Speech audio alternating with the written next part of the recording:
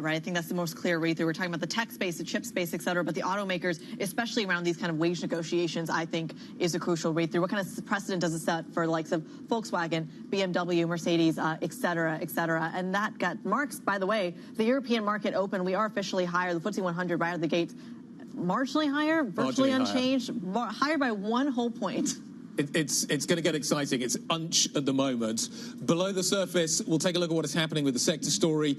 It's interesting that the defense names did very well Friday. Keep an eye on this tech narrative as it develops throughout the day. There are some key names tied into that tech narrative as well. We'll look for NVIDIA to have maybe an effect, maybe tomorrow morning, but as the day progresses as well, names like Schneider and ASML, these are the names that are going to be tied into that NVIDIA trade a little bit later on. So we'll see how tech trades, whether there's some momentum into this keynote speech that Jensen Huang is going to deliver a little bit later. What is it? 8 p.m. UK time. What's so interesting to me is I think it was 2 weeks ago, like the Friday 2 weeks ago or something, and NVIDIA had dropped in 2 sessions, like some 5-7% or something. And that was viewed as kind of like a mini correction for the stock, but not a mini correction for the broader market, because the market didn't drop that way. And that's, I think, what's so interesting. We were talking about Apple earlier. That's what's so interesting about the NVIDIA story versus the Apple story, because when Apple has a mini correction, the entire market is affected. NVIDIA, not so much. And the options, you touched on the options pricing around the NVIDIA story, and a suggestion you could get a move of around 7.5% either way, up or down, when NVIDIA updates on some of this information. So Jensen Huang giving the keynote speech, and as Tim Colpin out in Taipei was saying, the focus is on whether or not they announce partnerships with other companies, so that's where the lift could come through as well, or not. You will see the reaction to that. But if he name drops other companies, and of course you're right to focus in on the biggest tech company here in Europe, which is ASML, in terms of the production, the hardware around the semiconductor space, and whether or not they see any impact on this. So 2 things to say on that. One of which is, if you look at the trade this morning here in Europe, biggest points impact this morning is already ASML. So that's what's happening with the tech space this morning, which is up around 0.5% in terms of the in terms of the sector narrative. But it's interesting, you talk about name dropping other companies. We're going to be talking to Claire Pedel-Beauvry a little bit later on. L'Oreal is one of the names that she mentions. Apparently L'Oreal, the European beauty company, is presenting at this NVIDIA event.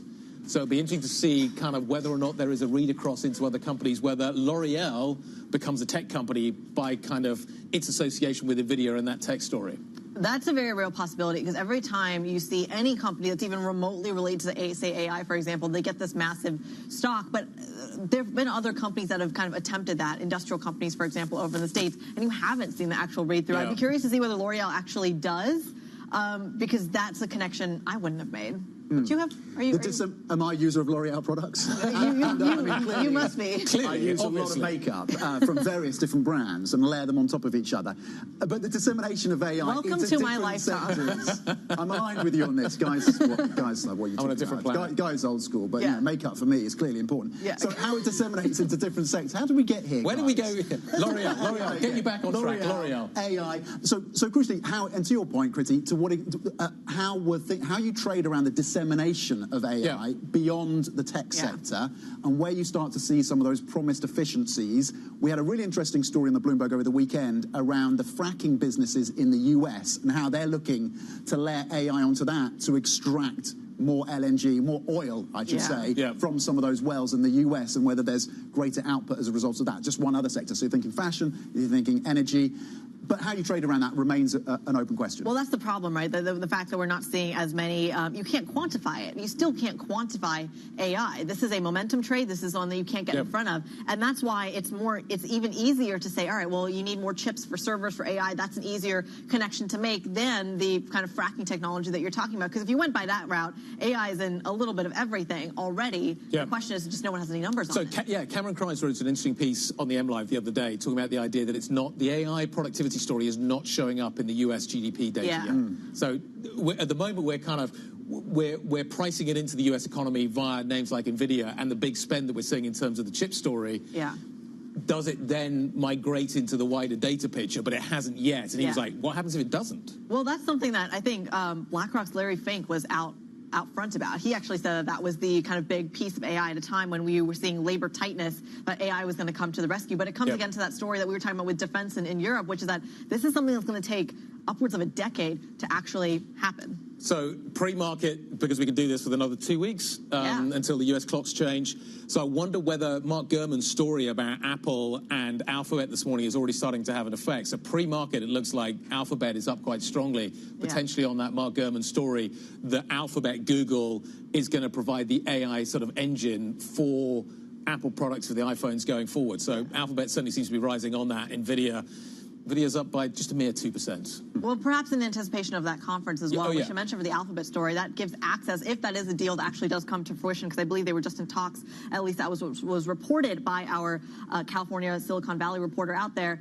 Still 2 billion users. That's the number I can't get over. 2 billion users that would potentially hop on to the Gemini story. And think of the data implications then for Alphabet as they get that exposure to those 2 billion euros and what they can do with that data. Alphabet gets the value. Where does that leave Apple? If Apple's not an AI story, what is it? I'm sure that's something a lot of people are going to be thinking about alongside some of the other more macro conversations that we have this week as well. Let's just put all those macro conversations on your radar here. Here's what to watch out for this week. Today, those EU foreign ministers meeting. They're going to be holding a video conference with the United States Secretary of State, Antony Blinken. And then, of course, it comes right back to that tech story. We've been talking about it all morning long. NVIDIA President and CEO Jensen Huang will speak at the GTC Developers Day conference. And that's just the start of a very busy week. On Tuesday, the BOJ, it's all about their latest rate decision. You've already seen markets expecting that hike to come through tomorrow. What if it doesn't? What does that kind of pricing actually look like? That's at least the Japanese story. Right here in Europe, it is the 1-year anniversary of UBS acquiring Credit Suisse. We're going to have full coverage of what the Swiss banking sector looks like 1 year out and what it might look like 5 years out from now. On Wednesday, it's all about the States. The Federal Reserve coming out with their rate decision, perhaps commenting on what the future of inflation might actually look like. It's all about the dots, or at least it is for Guy Johnson anyway. And of course, we'll be on Reddit IPO Watch as the social media platform intends to price its 22 million share listing. I'm still confused about how Reddit makes money, but that's something we're going to learn before Wednesday. And Thursday is, of course, a big day for central banks right here in Europe. The BOE, the S&B, Norges Bank, even Turkey, all announcing rate decisions. I'm pretty sure that all falls within our hours as well. So that's going to be a really fun 7 a.m. for us right here in London. We're also expecting earnings from across the pond, Nike and FedEx coming out with numbers, which, by the way, 2 major global bellwethers, which are going to have repercussions for some European stocks as well. And overnight into Friday, we're going to get CPI data coming out of Japan after that BOJ decision as well. So that's going to be interesting. Later in the day, we get German IFO business climate data. I think you said This is a really busy week. I'm going to say, are you done? I'm talking, just keeps coming. I'm talking a lot. And that's just the start. Plus, of course, Russia releasing its rate decision as well. So if you were bored of hearing me talk, where does the surprise? Okay, so all of that. Where does the surprise come? I think is everybody's trying to figure out. What's your bet? What's your bet? What is your game change? I think the S&P is probably the most obvious place to look. We've been talking about this throughout the morning. The BOJ feels like it's priced. I think the surprise would come in. They didn't do anything now, and we delay it until April. But the S&P, they have a history of surprising us. So I wonder whether that's something that happens again this week. And a new head of the S&P coming in. Well, precisely. This is Jordan's last meeting, isn't it? It's his last meeting, isn't it? Yeah. So that's what the central bank story is going to be interesting. But look at this Nvidia story later on as well. That has the potential. In what world is the Fed and the BOE the least exciting of central bank palooza? But they don't want to surprise. You think it's by design? But the Fed certainly seems to be by design, doesn't it? Yeah. We've gone from the point where Greenspan used to love to surprise. Yeah. To a central bank that now is terrified of surprising. That's true. That's true. Well, now I guess the spotlight is on Switzerland. The spotlight is on Japan. Let's bring in a little bit more expertise here because Guy, Tom, and I can talk about this all day long. We don't really know what we're talking about. BlackRock's Helen Joel does, CIO for fundamental equities over here in EMEA. A pleasure to have you on the program. Is that the surprise for you as well? Was the Fed, the BOE, taking a back seat this week? I mean, I'm kind of great to be here as always with you all, but I wonder why there has to be a surprise at all. I mean, is it possible we get to the end of the week without a surprise? But if you were pushing me to say where do I think the surprise might come from, I think it could be the Bank of England. I think that could be the one that maybe they say, actually, we have this now under control and we are going to maybe cut. So I'm not saying I think there will be. I'm just saying if you push me, the most likely I would go with the Bank of England. So what does that read-through look like then for the European stock market? Well, I think what we're too focused about right now is the short-term implications for markets. There is no doubt at all that if there is a rate cut, it will cause a small bounce in markets. But if that rate cut is coming because what the central banks are saying is we have inflation now under control, I think what really it does over the longer term is it just keeps markets doing this nice, steady upward trajectory that we're seeing. The big issue will come if any of the central banks say we're having to cut because we're concerned about recession, and none of them seem to be going anywhere near that at the moment.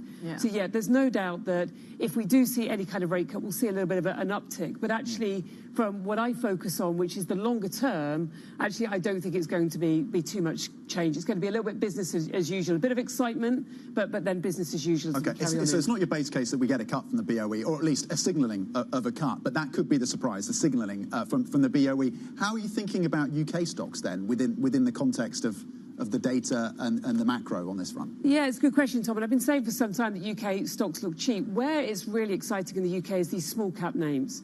UK small caps are trading at a significant discount at the moment. And if there's any kind of indication from the Bank of England that either they're going to cut rates or even there's a signal of we have inflation under control, we're really confident that they've managed to navigate this soft landing.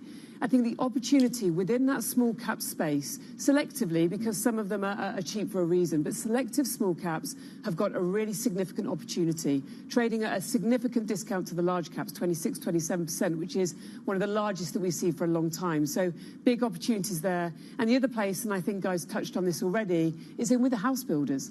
The house builders will benefit from any kind of rate cut or indication. That's not fully priced in then yet? Absolutely. Around the house builders. Exactly. There's still a window of opportunity to get exposure to that sector. Completely agree. Completely agree. Some really interesting opportunities in both of those spaces. Okay, when it comes to big tech then, and we've been talking about NVIDIA and the event that runs through this week with Jensen Huang's speech later today, the Apple story. How you think, is it a momentum trade? Do you follow that story? How do you play Magnificent Seven at this point?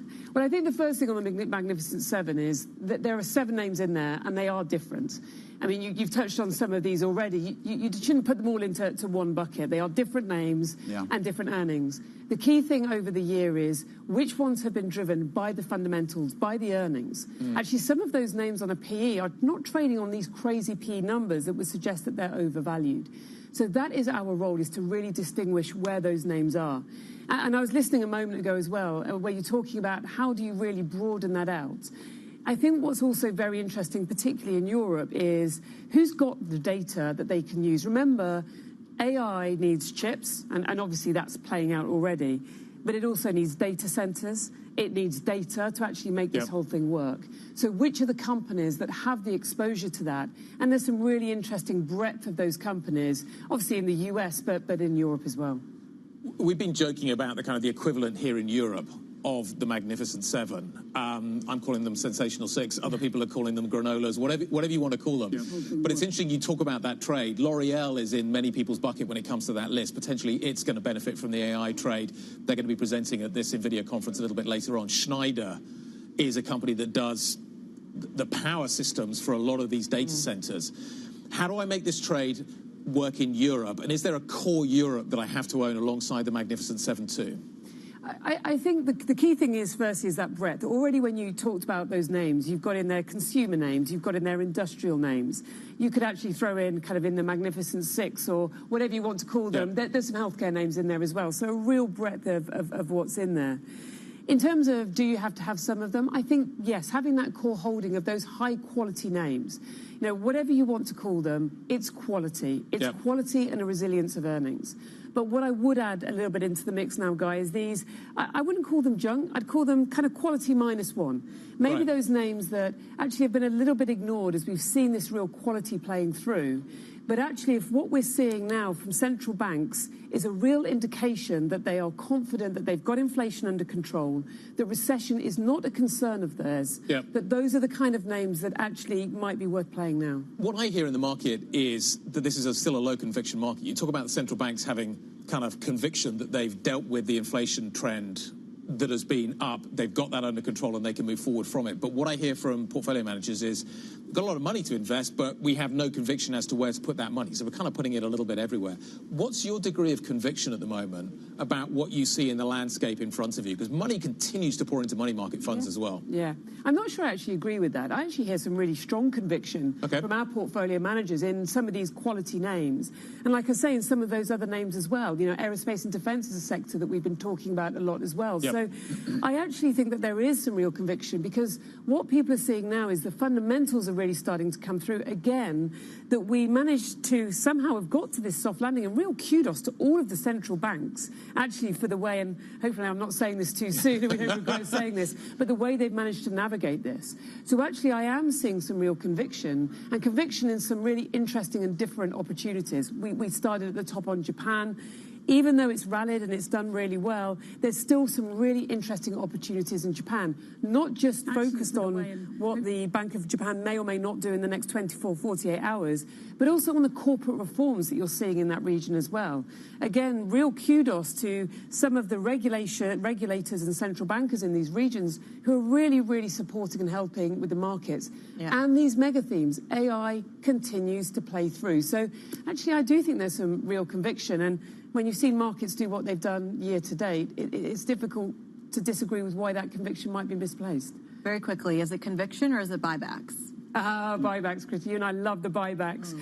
No, I do think it's conviction. Buybacks are the cherry and the icing on the cake, but this is really, really being driven by the mega themes, by companies that are actually delivering strong and robust earnings and resilient earnings. And in some parts of the markets, not all, but some parts of the market, valuation opportunities that remain very interesting. Great to see you, Helen. Always a pleasure. Thanks for stopping by and seeing us. Thank you. Come back anytime. Helen Jewell joining us from BlackRock. We mentioned some of the names that we were just talking about there, the Sensational Six, the Fab Five, call them what you will. This is kind of the core of the European story at the moment to a lot of people's minds. Novo Nordisk up, LVMH down. Here are some of the names that you need to be keeping an eye on here in Europe. Let's talk about some of the other stocks that we're focusing on this morning as well. Big move in Reckitt Friday. That seems to be unwinding a little bit this morning, first thing, as we see that stock popping a little bit higher. What else do we need to be talking about? There's one person to ask. Joe Easton, over to you. So we've also got an eye on the Advil maker Haleon today. This one down around 2% at the moment. As we said in Stock Swatch, Pfizer offloading around £2 billion worth of stock in the company. We did expect them to start doing that, and that stock down 2%. You mentioned Reckitt there, up 5% now, but over 2 days, still down 10%. Now, I've just seen and it's got an upgrade from Exane BNP Paribas, who go outperform on the stock, recommending you buy, saying the market is discounted way too much in terms of what could be the ultimate litigation around this baby formula issue for them. We brought up Glaxo because it is, of course, the former parent company of Haleon. They did have some positive drug news out of the US as well at the weekend. Some cancer drug data looked pretty strong. Not seeing too much in terms of a reaction there, but a surprising CFO exit over at Logitech. This is in Switzerland, the maker of computer components, earphones, that kind of thing. The CFO leaving the firm. They recently had some disappointing guidance, and we are seeing that management change. Surprising the market. That stock down 6% in Zurich at the moment. I wanted to have a quick look at a couple of the aviation stocks because there was more news over the weekend around Boeing. Some reports saying that some of their customers are potentially going to be looking at scaling back some of their routes as they wait for Boeing to resolve some of their issues around their planes. One of them was Ryanair, that was mentioned in the report, pretty much steady at the moment, and we've got an eye on Airbus given it's the main rival. There's also reports Airbus getting a big order from South Korea, so that one's slightly higher this morning in terms of that one. Just a quick look at the commodities stocks. We're looking at the miners, given that we did see a big rise in copper in China overnight, better than expected. Chinese industrial production data, that was a positive, but some of the investment data out of China still not strong enough, according to analysts. But we're seeing again in a lot of those stocks, ArcelorMittal there up 1.2%, Anglo up 1.8%, so a bit of a gain in terms of that copper pricing. But the big thing for me today is the broker moves. We've got a couple of big ones. The best performing stock in Europe today is Alstom, because we got Deutsche Bank upgrading the French train maker to buy. Look at that, almost up 9% for Alstom. They said that some of their cash flow problems that were flagged in a big warning are potentially easing, so they recommend you should buy that one. And another eye catcher today is over at Bank of America. They upgrade Aston Martin, an 8% gain for that one. It's the best performing stock in the UK today. They say that while we haven't seen any further investment from Geely, Aston Martin's got its own thing going on, because it's got a bunch of rebranded models coming out, including the DBX and Vantage, and they think that could spur a rebound in earnings. Bank of America recommends buying Aston Martin. That one's up 8% today. Joe Easton from our equity team, thank you very much indeed. Pity Annie Edwards isn't here to talk the Alstom story. She loves a good railway story. Apple in talks, she's probably riding on a train right now. Apple in talks with Google about a blockbuster agreement that would shake up the AI industry. That's a Bloomberg scoop, while NVIDIA hold their annual AI conference. We talk all things tech next. This is Bloomberg.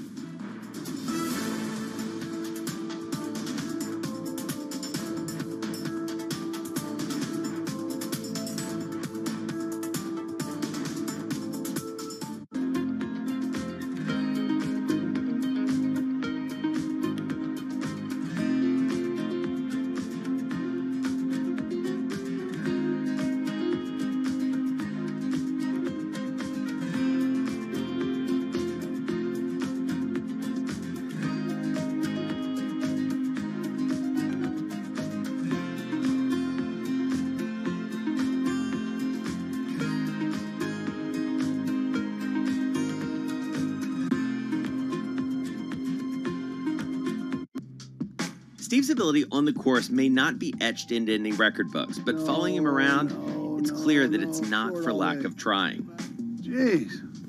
We were constantly hustling behind him as he caught up with executives in the portfolio companies and reminisced with former and current players. He's a day trader. He taught himself, self-made day trader. Yeah. And so he's on the bus after a game in New England, and he's day trading on the bus, and Bill Belichick sees him and cuts him on the spot.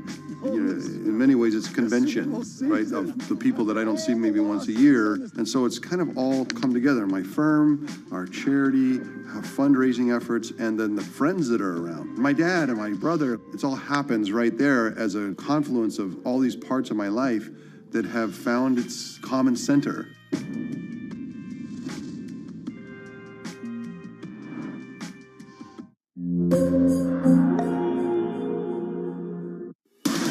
From the world of politics to the world of business, every weekday on Bloomberg TV and radio, hosts Joe Matthew and Keely Lines deliver news, insight, and analysis live from Bloomberg's Washington headquarters.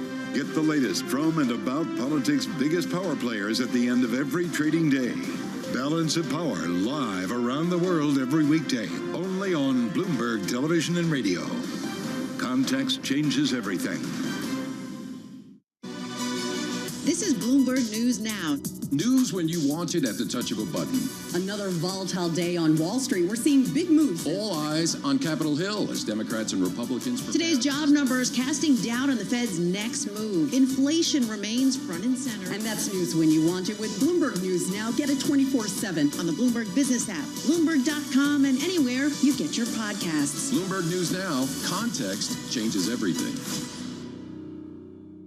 Always on the heartbeat of the tech sector. Spread across global markets. The real-time data aspect is going to be important. We're going to bring you expert analysis on that. Sure. Don't miss Bloomberg's interview with the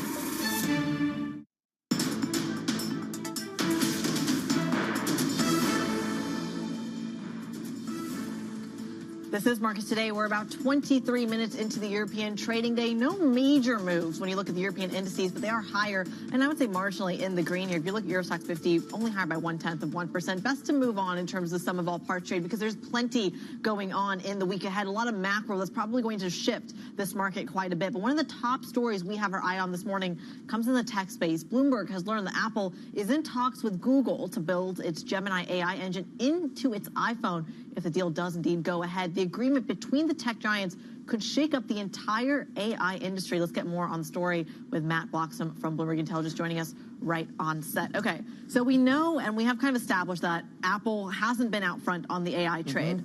Does it get on board if this deal goes through? Potentially, although, I mean, Samsung, their biggest rival in the smartphone market, is already using Gemini. So you have to kind of bring into question, why would Apple want to go with the same AI engine, essentially, that their biggest rival's going? So if they did go with it, they'd need to have some particular kind of nuances to it that they could customize. But I guess to some degree, it suggests that, you know, Apple is behind the curve or the 8 ball, and I guess in American terminology, in terms of where it's been translate, on, please. on AI, and they've just got some catching up to, and that they've been under huge pressure in recent earnings calls about what they're doing on AI, having catch up, and they've made big commitments to do more this year. And I think Gemini might be part of the problem or solution, or maybe even the kind of ChatGPT, the kind of OpenAI. And they do have some of their own developments underway too, this Ajax technology. So you might see a bit of a kind of mix and match from Apple in terms of how generative AI comes into their products and services this year. Pre-market, Apple's up a bit, Alphabet's up much more. Where does the value presumably get subscribed to Alphabet here? Where does that leave Apple? If you're not an AI technology company, what are you? You're a hardware company. Yeah, which is kind of not where you want to be. And I think maybe they recognise, but who knows? But speculation a little bit that maybe they recognise they need some catching up to do. And this is a good short-term solution. Whilst they do a lot of their own development in the background, they've got huge cash resources. They're reportedly closing down their car production, so there's a lot of investment there can shift into AI. So maybe this is like an interim, like they feather in their own technology over the midterm and use it as a short-term solution. Matt, what are you looking for from NVIDIA later today with the conference and Jensen Huang's speech? Yeah, exactly. So he opens this with his keynote. I think it's 1 p.m. Pacific Standard Time, so that's about 11 hours away or so. I think people are looking for a couple of things. Obviously, they've talked about $1 trillion addressable market. Is that going to get bigger? Is it going to talk that up even more? And there's concerns that some of their big rivals are catching up. Clearly, NVIDIA is the game in town right now, but others are catching up. What happens with their new product launches? So the B100 is their new chip that's coming in this year that maybe is the next kind of big thing which keeps their kind of competitive moat. And then what they're doing with their development cycle. So they've been on a 2-year cycle up until this point. People are expecting to shift to a 1-year cycle, which will further help them to continue to keep that clear water against their rivals. So it's size of the market and that competitive edge, which is really key for people in that keynote speech. We're going to be tuning in a little bit later. Matt, great stuff. Thank you very much indeed. Matt Bloxham joining us from Bloomberg Intelligence. Coming up, we're going to have more on this story. We're going to look ahead to the NVIDIA AI conference. Claire Playdell-Bouvray is going to be joining us from Lion Trust, 8:45 a.m. London time. Plus, we're going to be talking about capital gains tax, maybe cut in the UK for landlords. How big an impact is that going to be having in terms of the housing market? UK Housing next. This is Bloomberg.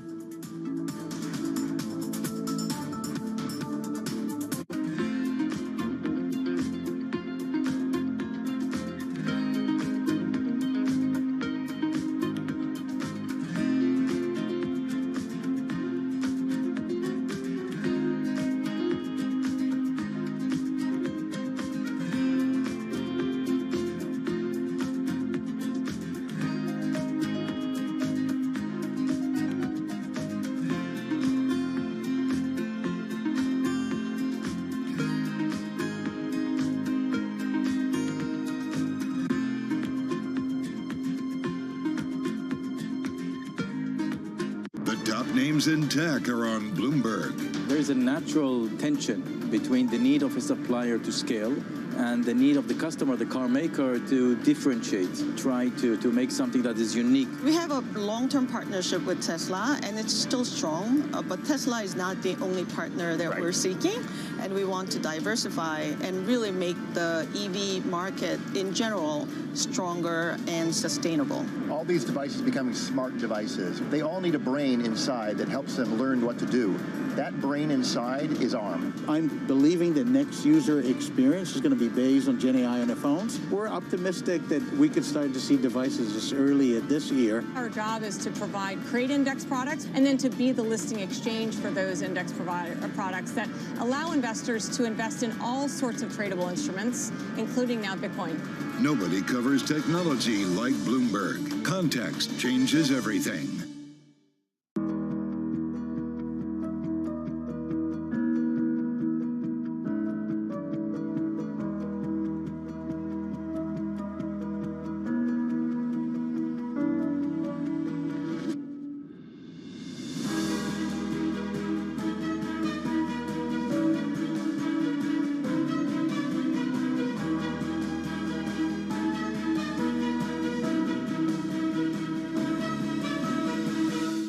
Nobody brings you top names like Bloomberg. The point is that the economy is doing very well in the Netherlands, but the election was very much focusing on migration. They had made 26 attacks. We'd given warning after warning, but we hadn't taken action. Parliament has to stick to this and has to comply with the debt brake. The debt brake is really a good ally. I think we have made addressing inequality a key sort of driver of our policies. Bloomberg. Context changes everything. In a multi-trillion-dollar industry, there's a lot of ground to cover. We indeed have a rally. We're talking a lot of dividends. We're talking income. We'll show you what's happening in ETFs like no one else. Watch Bloomberg ETF IQ.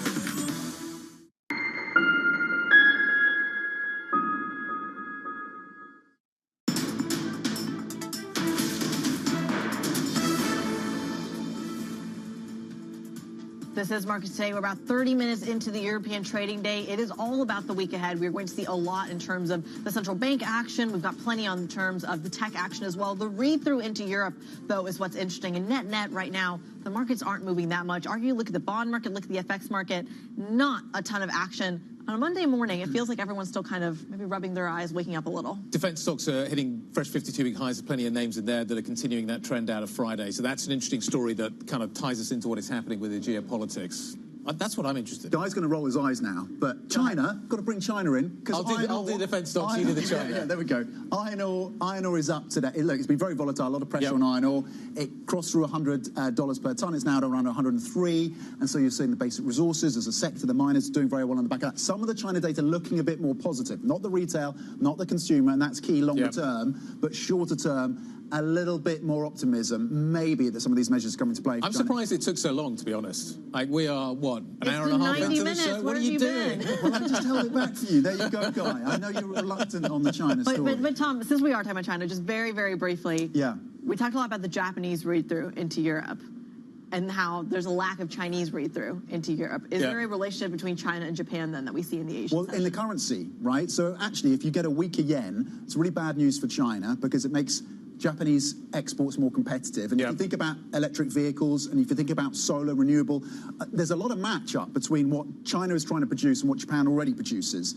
So on the currency level, I think there's potentially some tension there, and China will be looking for a weaker yen. That could be helpful for them. It's not just me, by the way. It's Credit's there as well. Yeah. It's true. You're going up on me. I'm not even going to try to blame Guy on that. In fact, I actually think I'm driving that train. Yeah, we're back to trains. Okay, let's talk about housing data. Take us back to the UK and the train spotting story. Sophia Horta-Costa joins us now from our Markets Today blog. Signs of life in the housing market. So UK home sellers are feeling a little bit more confident about the market, and they want more money than they did a year ago. They're boosting asking prices. We were talking about this on the blog. Asking prices are really just that, right? They're asking prices. It shows where the mood is. These are not transaction prices, and still, they're still below the peak, but only about 1.2% the peak. So it just really shows how confidence is creeping back in. And actually, Rightmove's Director of Property Science, Tim Bannister, saying that some are perhaps over-optimistic. Property science. Sorry, I'm just... It's a great title. It's a great title. That's what happens when you get to make your own title up, isn't it? We did have a warning from, and I'm going to go really mid-cap here, but Marshalls. This is a supplier of things like roof tiles. If you want to improve your home, this is the company. Paving slabs. Exactly. Great stuff. You know well, no, back to the concrete. Tom was bringing up Anna a little bit earlier on. Apparently trains and concrete. So this is perfect Anna fodder. It's today's theme. So that's a company that's down. It was down in the double digits at the open. It's saying actually the recovery that people are expecting for 2024 will be slower and will be more protracted than people thought. So a little bit of caution there, but it's clear that home buyers at least are feeling more confident because of this kind of changing environment. So we don't think the election comes until later in this year. That's the signalling from Rishi Sunak. Do we expect measures around the property sector to come through that could be consequential for the property sector in the UK? So we did see Jeremy Hunt in his spring budget kind of announce that measures that he said would actually help prop up activity in the home buyer market. But he did kind of, he gives in one direction and then he kind of takes away in the other. And actually, even though home buyers in the UK, homeowners don't pay capital gains tax on their main residence, the changes will affect their second homeowners and the holiday, people who own holiday homes as well. So even though there was this kind of announcement that there will be a relief on the housing market, almost all British landlords selling homes from this April will actually face higher taxes. The question is, first of all, whether this is a good thing for the economy to kind of focus on the housing market, given property prices is still only about 1%, 2% below their highs, and whether it will actually help, because not only do you need sellers, but you also need buyers, Tom. They're not addressing the planning rules to be able to build up in the green countryside around Guy Johnson. That's a problem. That's the Tory party are reluctant to do that, right? Because of all their, because of the backbenchers. That's what they need to do. They need to reform planning, would be the argument. Supply side. You need supply side reform. The argument is, if you've got a shortage of 300,000 houses a year that need to be built, they need to reform planning, and they can't bite the bullet on that. Yeah, these are demand side proposals. Exactly. Supply side reform looks problematic, continues to be problematic. Yeah, I mean, you still have those challenges because of, as Tom was saying, the green. It's not my fault, but it's not your fault. No. We'll all blame you. Most people do. It's the glasses. The Guy Johnson NIMBYism. It's the only way. Sophia Horta-Acosta from our Markets Today blog, we thank you so much for that insight. Of course, you get more from her as well as the team on the front page of the Bloomberg UK website, or simply type in TLIV Go on your Bloomberg terminal. So the macro continues. We've got plenty coming up ahead this week as well. The BOE among a slew of central banks that are reporting, the Fed, the BOJ as well, all set to make rate decisions that will affect half of the world's economy. Economists now seeing Fed officials holding steady, while the BOJ widely expected to finally end its negative rate policy tomorrow. I do think it's kind of a done deal. They're going to hike rates. They're going to end negative interest rate policy. So that overnight rate is probably going up 10 to 15 basis points to this kind of 0 to 10 basis point range. We do think they'll probably get rid of yield curve control if they're going to do that at the same time. They'll probably scrap the reference rate also. I think they're going to have to introduce some type of quantitative amount of kind of quantitative easing that they'll do to help stabilize the JGB market. Samuel Zeef there of JP Morgan's Private Bank speaking to us earlier in the show about just what that BOJ story might actually look like. Let's get a little bit more analysis as well. Ven Rom joins us from Bloomberg's Markets Live blog this morning. Ven, we just can't get enough of you on this show. Walk us through some of the numbers here. What is the kind of range that we could expect on dollar-yen tomorrow? Well, I think that any reaction in the dollar-yen critique is going to be a bit underwhelming, even if we get a 10 basis point hike from the BOJ. The reason being that, if you look at recent dollar-yen moves, it's all about the dollar side of the equation. And with the Fed meeting this week, until at least Wednesday, that is going to be the more dominant part of the equation. And therefore, I think that any kind of reaction in the yen is going to be underwhelming. The 95% of the moves in the dollar-yen in the past 10 days or so have been driven by the dollar side, by the real rate differentials that are moving strongly in favor of the US dollar. And if the Fed comes out hawkish, I think dollar-yen will continue to be bid. If the Fed kind of surprises on the dovish side, i.e. they keep 3 rate cuts on the table, then I think that the yen will find a bid. though that will come after the BOJ, not immediately. Let's talk a little bit about the Bank of England. Helen Jewell was on the programme a little bit earlier on from BlackRock, signalling that she thinks if you were to see a surprise this week, it doesn't come from the SNB, as we've been discussing, it comes potentially from the Bank of England.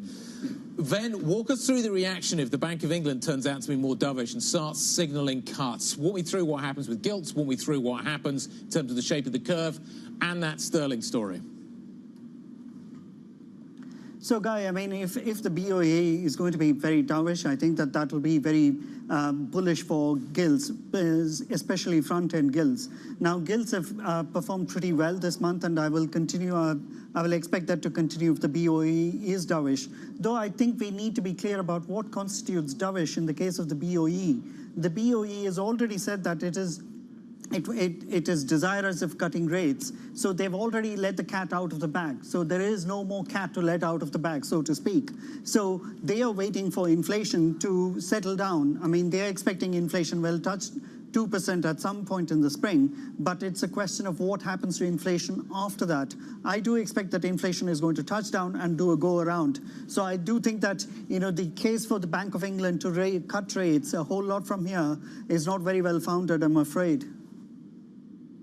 Ben, on the Fed, because you've written about this extensively over the last few months, the fact that there was a need for a catch-up, particularly on the 2-year, as we face up to a Fed that's going to hold higher for longer. We have the meeting, the decision on Wednesday. We have the revisions around the forecasts. Is there further to go in terms of the sell-off at the front end, or are you comfortable at 4.7 on the 2-year? I think 4.78, we discussed, Tom, a couple of weeks ago on this program that 4.78 was the likely level for the 2-year. We are doing 4.72 now. So I do think that if the Fed takes back one of the rate cuts that they had penciled in with the new dot plot, I think that Treasury 2-year yields will go to 4.78, maybe 4.82, based on more recent correlations after we spoke. So 4.82 is about where they're going to be capped. It's not going to go a whole lot from here. Much of the repricing has happened last week, and therefore I expect that, you know, 2-year yields do not have very much room to climb here, even if the Fed proves to be hawkish this week. Ben, very nice. Thank you very much indeed. Very nice to see you as well. Ben Rahm joining us from our MLive team ahead of this big central banks that we're going to be watching throughout the week. Where does the surprise come from? Is a question that hopefully by Friday we will know the answer to. Maybe no surprise at all. Coming up, we're going to talk about another potential big story for this week. NVIDIA's AI conference is going to kick off a little bit later on today. Claire Playdale-Bourret is going to join us from Lion Trust to get her take on what we should be watching. The keynote speech is delivered at 1 p.m. Pacific Daylight Time. We'll certainly be covering that story. This is Bloomberg.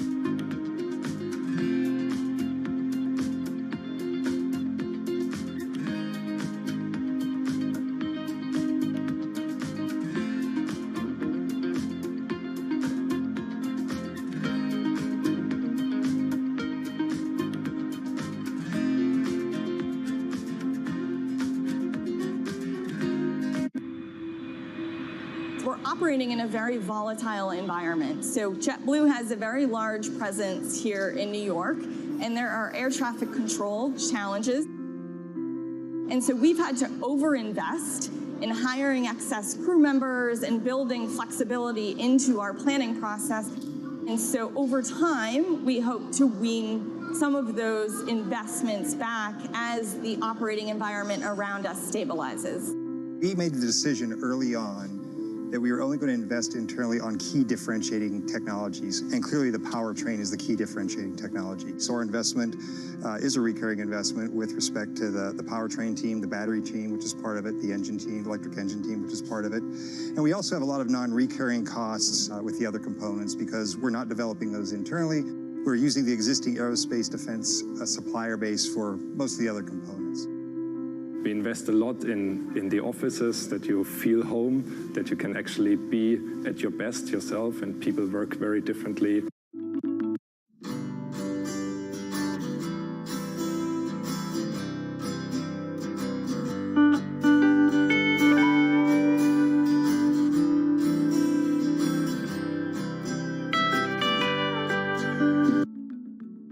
Okay, today I'm going to talk about how to succeed with a startup. Obviously, more than can be said here in 20 minutes, but I will do the best I can. The most important thing, the number one lesson we try to teach startups is that the degree to which you're successful approximates the degree to which you build a product that is so good, people spontaneously tell their friends about it. Startups always ask us for the secret to success. They always want to believe it's something other than this, because this is really hard to do. But this is it. If you can build a product that is so good, people spontaneously tell their friends about it, you have done 80% of the work that you need to be a really successful startup. If you think about the most successful companies you know, Google, Facebook, whatever, you probably found out about them because a friend of yours said, you got to try this, it's great. So this is the bar. Something that people love so much they tell their friends about it. One important indicator for a product like that is a product that's simple to explain and easy to understand.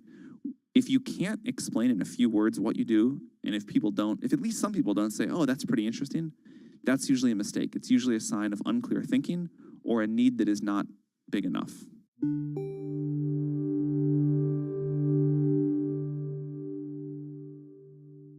I want a bank that shows me what I spend instantly. We're Monzo. Give us a go. See? Well, I want a bank that can help me budget for the things I need. Like a new leather jacket for Bingo. We can do that. Bingo's my cockapoo. Hi, Bingo. It's a real faff to sign up. It takes less than 10 minutes. Race you. You're on. Time's up. How'd you get on? It's a draw. Is it? We hear you, Bingo. You make Monzo Monzo.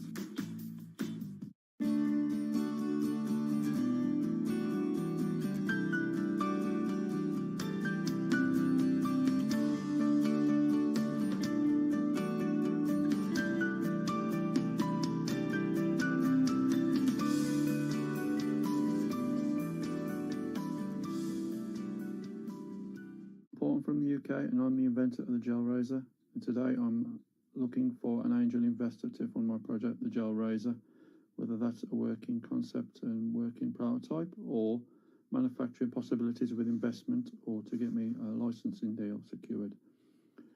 If you go in any supermarket today, you will see packets of razors sold separately with tins of mousse or gel.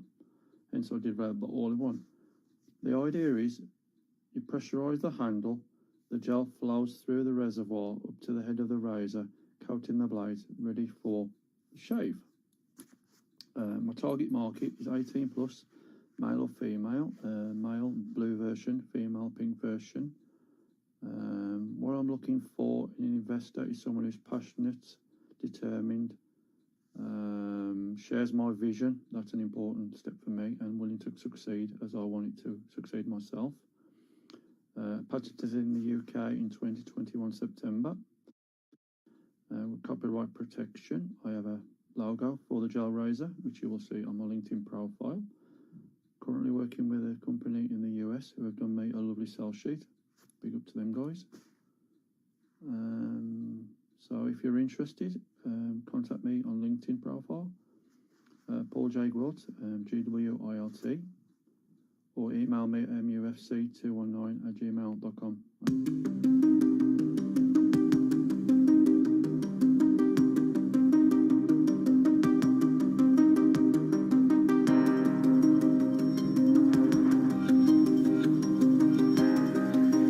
It's MI300. Then we have the H200, which has been announced. That's another doubling of inference performance. And now we're going to have Blackwell, which will be a further step up. So how we think about valuation and NVIDIA, particularly with its competitive lead, this step up in product innovation is really crucial, because competitors, as soon as they match NVIDIA's current offering, NVIDIA's working on the next thing, which is doubling performance at the moment with each announcement. Just on the revenue streams, how does it break down then? You've got the H100, the H200, the B100. Are these additional revenue streams? Are you getting buyers buying two of the same? Are you getting buyers who are buying the H200 and the B100? Or how does that break down? And how do you build out your views on revenue for NVIDIA in the quarters ahead on the back of the different chip selection that they have? So customers would be very, very lucky to get their hands on both Blackwell and the Hopper architecture. That's where we're at now. Customers are lucky to get their hands on it. So even though Blackwell we'll see coming at the end of the year. We'll get the announcement this year. Yeah. I mean, the Hopper 200, we're going to see that really be stepped up from Q3 this year. But there are still so many customers out there waiting in line for their H100s that this isn't going to dent demand for the H100, despite the fact that we've got 2 product announcements coming along. I mean, longer term, we do look for companies that self-disrupt. I mean, we've got to see a step up in performance. Otherwise, we'll see competitors come in and take market share from NVIDIA. So it's not something we're concerned about, NVIDIA cannibalizing old revenue streams. But given that demand so far just vastly exceeds supply, we don't see demand for the old architectures going away anytime soon. If we momentarily at least step back from NVIDIA specifically, is there a lack of imagination amongst investors as to where they deploy their capital around the AI story, the gravitational pull of NVIDIA? Do we have any more clarity on where within the stack, where within the ecosystem, the opportunities are beyond NVIDIA? Yeah, so we are seeing a bit of divergence. If we take the likes of Apple or Microsoft, some of these large players that have larger CapEx budgets to play with, and they're deploying CapEx into custom silicon. This is for a slightly different use case, so mostly for internal use cases. With these cloud providers, their customers, they don't really want to be working on custom silicon. They'd prefer to be working on NVIDIA silicon. So we are seeing CapEx directed internally, but also externally to other players. So Broadcom is the leader in the custom ASICs market. And so Meta, Google, when they're developing their own chips, they're doing this alongside Broadcom. So the ecosystem is much larger than NVIDIA. Broadcom is in a very strong position, in our opinion. They also provide the networking that connects all of NVIDIA's chips together. It's an underrated AI story, in our opinion, with the revenues going to 35% stemming from AI over the next year. So we do think there are many more opportunities out there aside from NVIDIA, but really NVIDIA's chips are number one on customer shopping lists. But the revenue growth that you're seeing in NVIDIA and some of the other AI names is largely investment, isn't it? It's the expectation that you're getting in on a trend that's going to last decades to come. How much of that kind of uptick is just investment related as opposed to something that's more sustainable? So if we think about the revenue growth for NVIDIA's data center, up 409% year on year in Q4, an astonishing figure. I mean, that is really showcasing that the doubling of the world's data center infrastructure that Jensen frequently talks about is underway. And this is because data centers are shifting from CPU architectures to GPU architectures, from traditional compute to accelerated compute. And what's pulling that through? It's all of the generative AI applications that we hear about and are using. So ChatGPT, Copilot, AI-driven drug discovery, and all this content is expanding NVIDIA's addressable market. With regards to visibility on these revenue streams, when you're reconfiguring a data center, it's a very long planning process, and it's not just corporations that are reconfiguring their data centers like AWS or Microsoft. we're actually seeing quite a lot of demand from sovereign governments. So these are long-term planning processes. Put a time frame on it if you can. You said a long-term planning process. How long? And the reason I ask is more, if this is a long-term planning process, do you then need to get in right now in terms of actually buying what is almost a $900 stock? The planning process for building out a data center, we're talking 5 years or so. In terms of the pipeline for NVIDIA's chips, lead times traditionally were about a year or so, but because of the long waiting list, we are seeing this extending out. With regards to sort of entering on NVIDIA's current stock price levels, we do think that NVIDIA is attractive now. And yes, the stock price has seen a phenomenal rally, very, very phenomenal. But NVIDIA is still trading on the same earnings multiple, more or less, as it was at the start of 2023, a mid-30s PE multiple. When the company is growing its earnings by 100%, this puts NVIDIA on a PEG ratio of just 0.36 times. So we'd argue the company's not overvalued at all. So you're talking about it being a good buying opportunity. How high do you think it can go? Give us a price target here. This is the brave call. This is the brave call. You're a long-term investor. How much are you planning on getting back? We have a price target of 1,800 on NVIDIA on a 5-year basis. Okay. Other companies are going to be taking part in this next 4 days. Which one should I be watching out for? People are trying to figure out where the European trade is. I'm hearing a lot of people talk about Schneider at the moment because they do the electricity, they do the connections. That's the kind of company you want to be looking at. You mentioned in your notes L'Oreal, kind of how it does beauty going forward. We were all trying to figure out how the AI and the beauty story interact. Maybe you could explain that to us. But are these the kinds of next trades that we need to be watching out for? Where's the kind of the next big pickup that we can see? When we're thinking about who are going to be the pioneers in AI over the next 5-10 years, a good place to start is the GTC this week. The schedule really spans a lot of industries.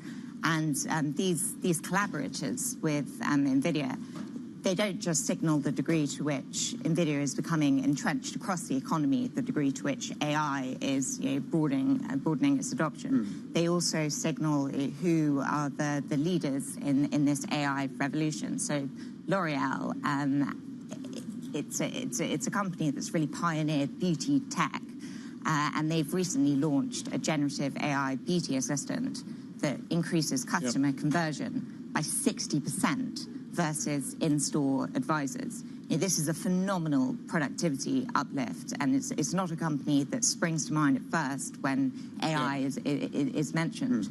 But they're hosting a session at the GTC. So we think that AI is going to really span all industries because AI is a general purpose technology. It starts with the technology sector, but beneficiaries will be found across industries. What do you use for search right now? What do I search? What's your go-to for search? What's your go-to platform? It's Google, right? We still use Google. I've got Perplexity on my phone. I've got ChatGPT on my phone. Yeah. I check them every now and then, but we're still using Google, which raises the question as to, that's just the text part of the AI. If you use something else, where does that leave Google? Multimodal LLMs, but we're still a ways away. Really going for it now. Large language models, so video, image, text.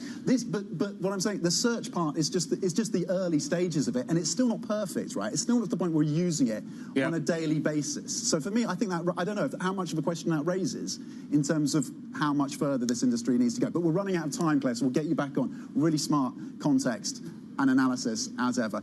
Claire Playdel-Bouverie, fund manager at Liontrust on NVIDIA, head of that speech by Jensen Huang, of course. Coming up later today, we're going to be speaking to the CEO of Barclays, that exclusive conversation, 11:15 a.m. UK time, guys. Absolutely, looking forward to that conversation. That is coming up. Francine is up next with The Pulse. We've got plenty more coverage coming up. It is a really busy week. Keep an eye on the NVIDIA story a little bit later on. That's going to be running out throughout the week as well, plus this central bank narrative. We've got it all covered for you here on Bloomberg. Thanks for watching. This is Bloomberg.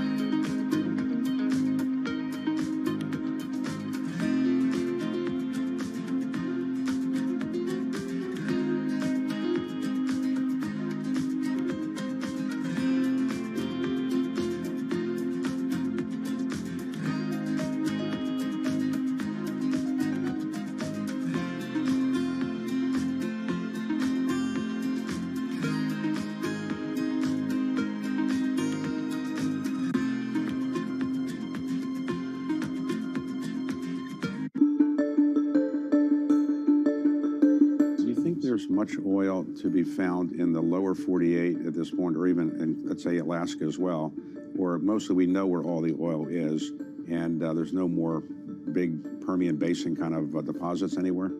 People have said that over time, and then we've always been surprised. And so the U.S. has been explored more than any other place in the world. I think the industry has a good idea, but technology allows you sometimes to recover things that you haven't been able to before. That's the story of shale.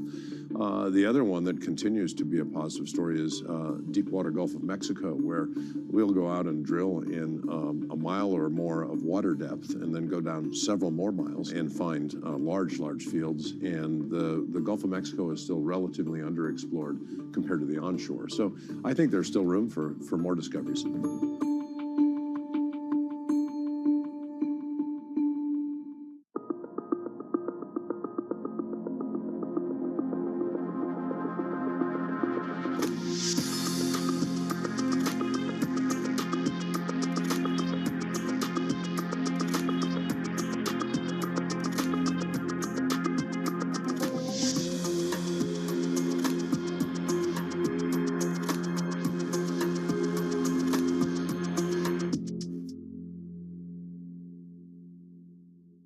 Bloomberg has enhanced search on the terminal to deliver what you need when you need it. Now, you can simply type phrases in everyday English in the command line. Compare financials. Find people. Analyze markets. You can enter phrases or ask questions. What do you want to know today? Ask a question or visit SearchGo to find answers now. DOJ or other authorities could face bigger challenges next. It was going to keep Green World Cup. This is a 3 as the economic picture covering the intersections of Hollywood, Silicon Valley, and beyond.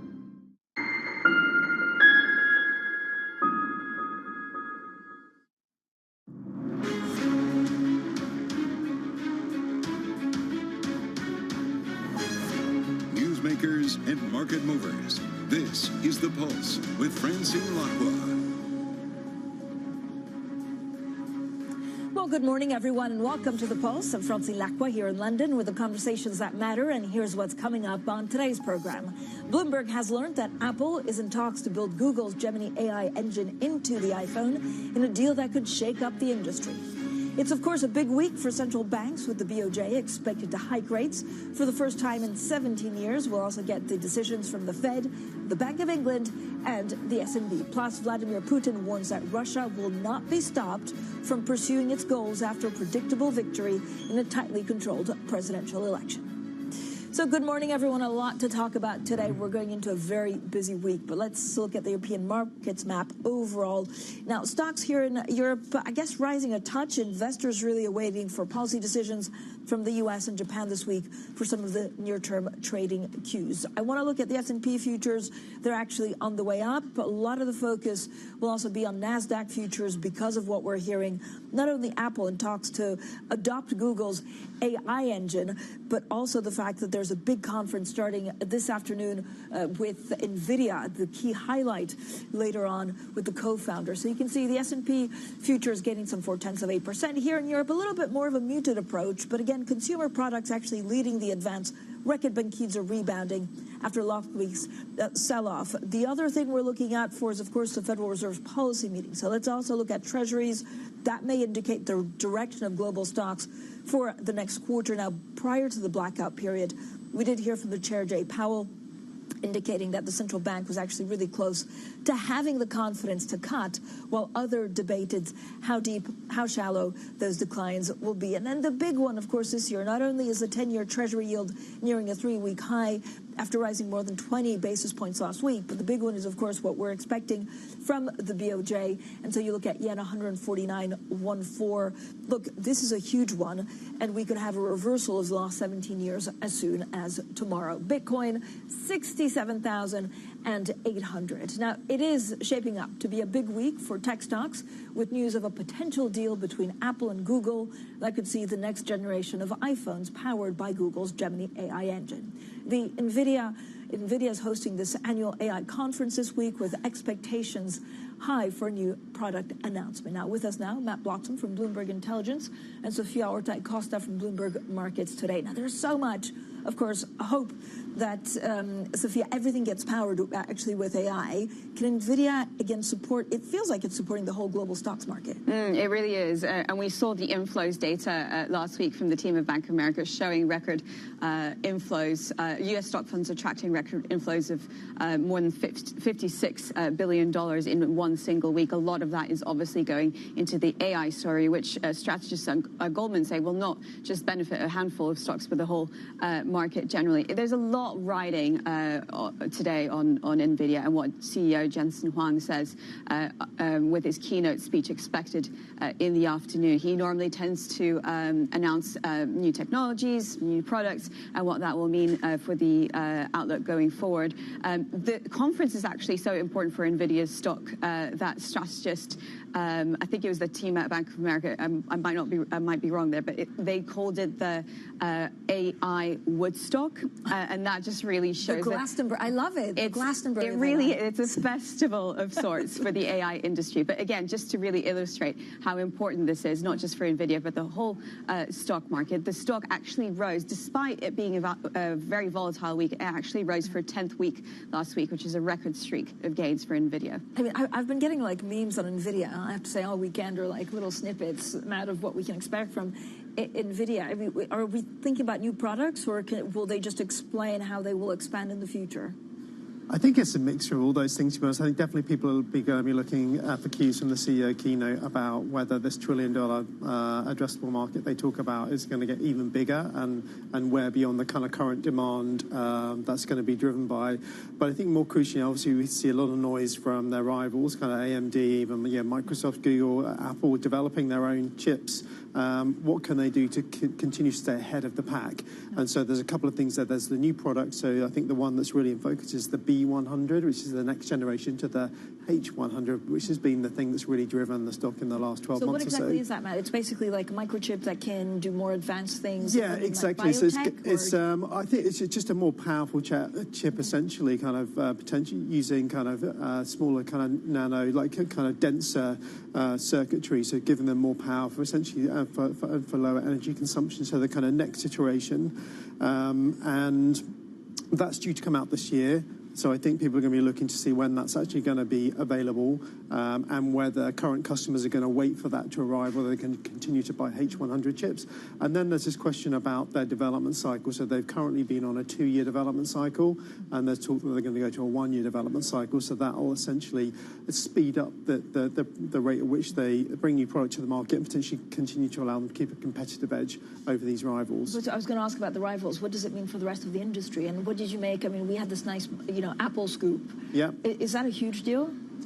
I think with the Apple scoop, certainly, I mean, it looks like it could be a huge deal. Yeah, so, if you suddenly got 2 billion or so Apple iOS users on the Gemini AI engine, then for people like OpenAI, even Facebook with their own developments, that kind of gives Google a real big edge in terms of the scale and money that's coming in to support the continued development of that, and all of the information and feedback you get from people using your platform. So I think, definitely for Google, it'll be a really good, big scoop to get Apple into that ecosystem.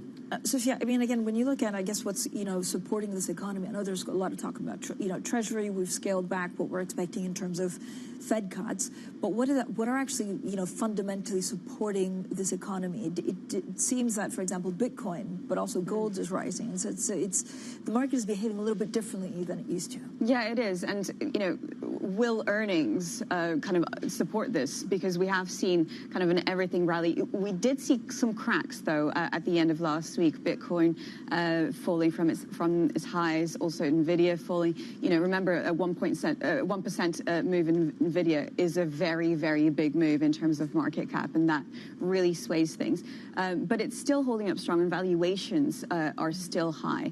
And it seems that every single week when I come into the office, Francine, there's some someone on Wall Street saying that valuations are too high and are getting frothy, and someone else is saying actually there's all these reasons why they'll be substantiated, and earnings really have to come into play to support valuations right now, especially in terms of tech. Where we see yields, I think this week will be an incredibly important one. Market's a little bit frustrated with Powell's silence on that, but really interesting to see where the macro picture goes from here and what investors will kind of focus on in the market.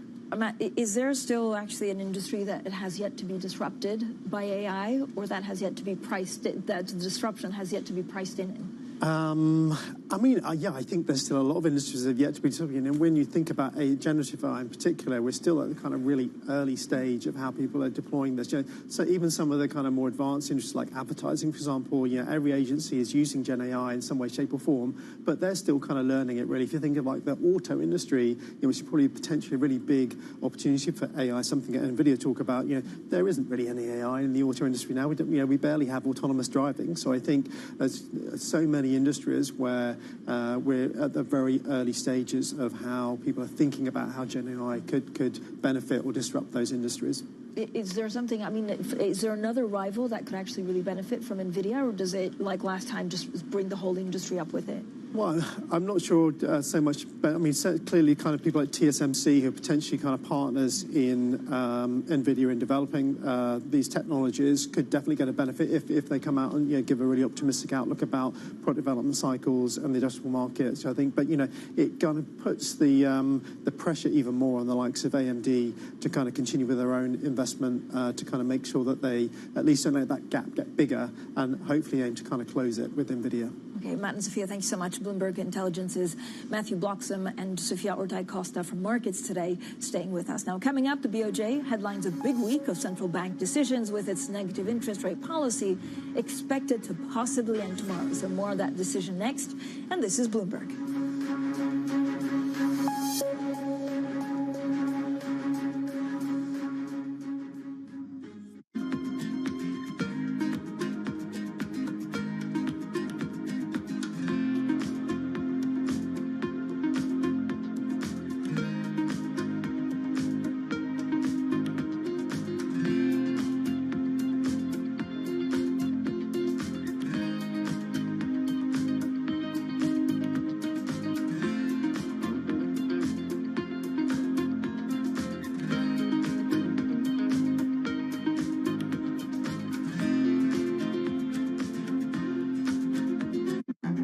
This will probably go down in history as one of, if not the largest financial crime ever.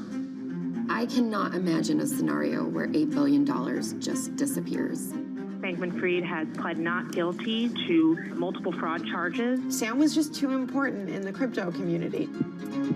When someone says, I'm going to give $1 billion in the next 2 years, like that catches everybody's attention. As time went on, their ideas got like weirder and weirder. I don't think he even had almost a conception at some points that it was wrong or right. I think he just had the mentality that he has to win. This committee will not stop until we uncover the full truth behind the collapse of FTX. Sue, Mark. Are you in? I'm in. I'm in. We're in. Will this be the last of its kind? No. This is the nature of capitalism. Get over it. This is Bloomberg Daybreak Europe. I'm Tom McKenzie in London. These are the stories that set your agenda. Taking you from the U.S. market's close to the overnight session in Asia. We'll walk you through what you need to know to kickstart the European trading day. Live from our European headquarters, we bring you the day's top market-moving stories, unmatched expert analysis, and on-the-ground reporting from across the continent. Tune in every weekday at 6 a.m. London time, only on Bloomberg Television.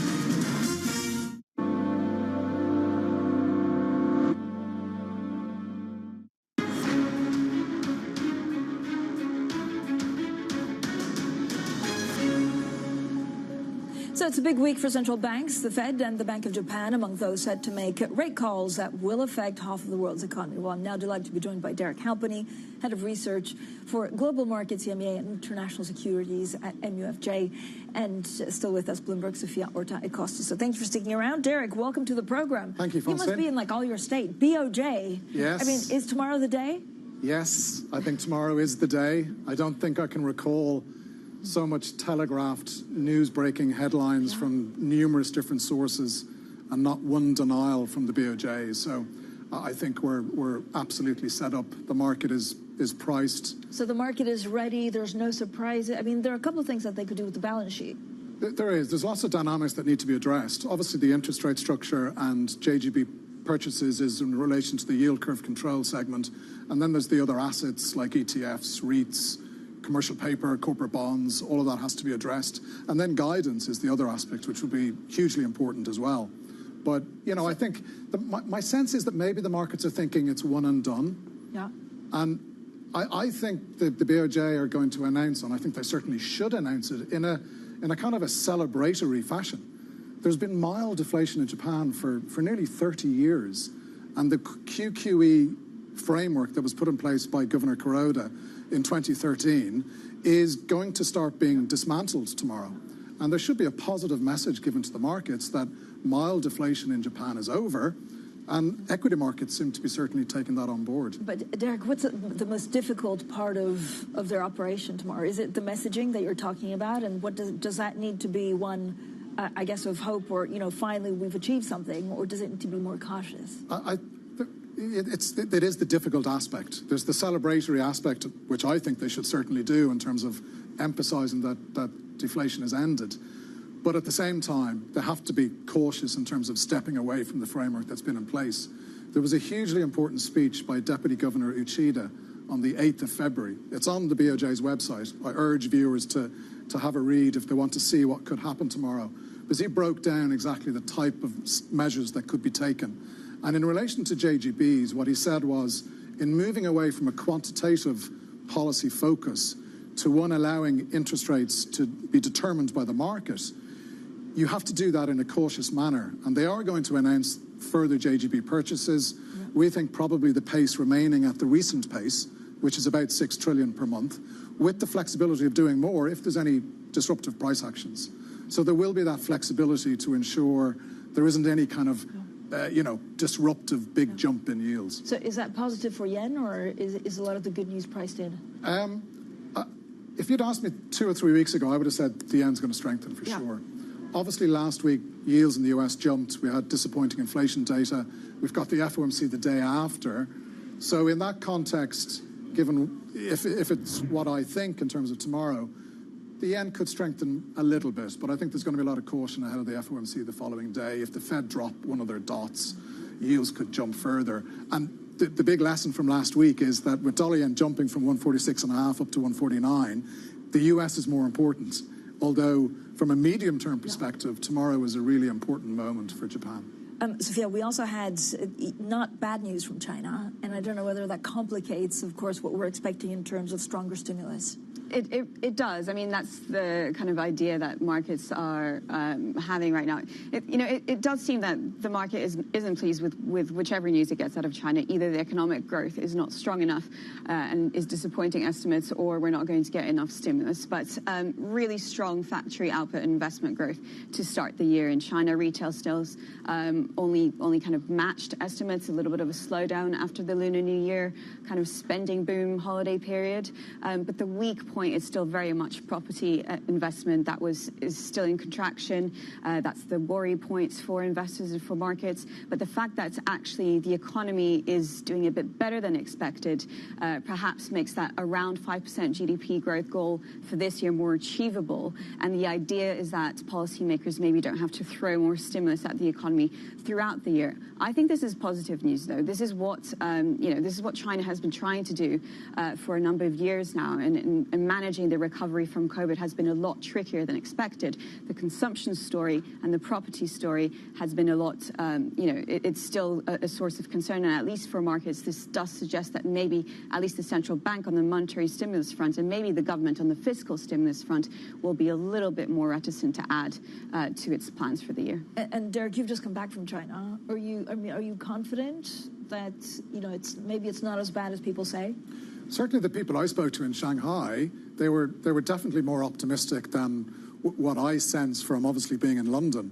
And Shanghai was certainly very busy, and I certainly felt the the optimism was higher than what I was anticipating. And, you know, we do have a reasonably optimistic view that although the housing sector and that aspect isn't going to go away as a negative feature, even just a moderate pickup in consumer confidence can certainly have an impact in terms of helping growth pick up from here. All right, Derek, thank you so much. Staying with us, Derek Halpenny from MUFG and Bloomberg, Sofia Orta-Acosta, thank you so much for joining us today. Now, coming up, more central banks return to Europe for a preview of the BOE's policy decision on Thursday, and of course, the final reading of Euro area CPI data due out shortly. It's all happening this week. That's next, and this is Bloomberg.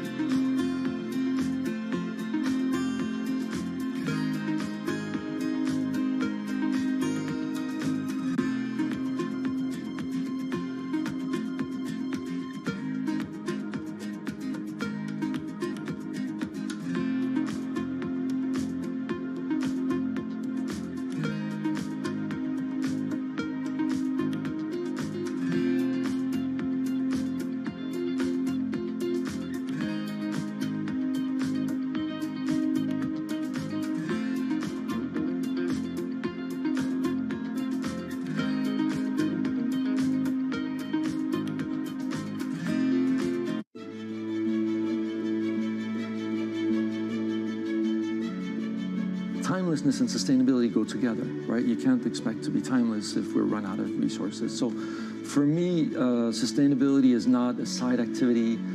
It's not a reaction to external pressure. It's core to who we are, what we stand for. And to a very strong extent, it's about future-proofing our business, right? You need to focus on sustainability to recruit. More and more, that younger consumer we're talking about, they want to work for companies that care about this planet, that do more than just kind of generate revenue and profit. You need sustainability to attract consumers. More and more, including that younger consumer, they care deeply about what are you doing differently? How are you making a difference? Investors, particularly in Europe, more and more place value on what you're doing in sustainability. Many of our partners have expectations on sustainability.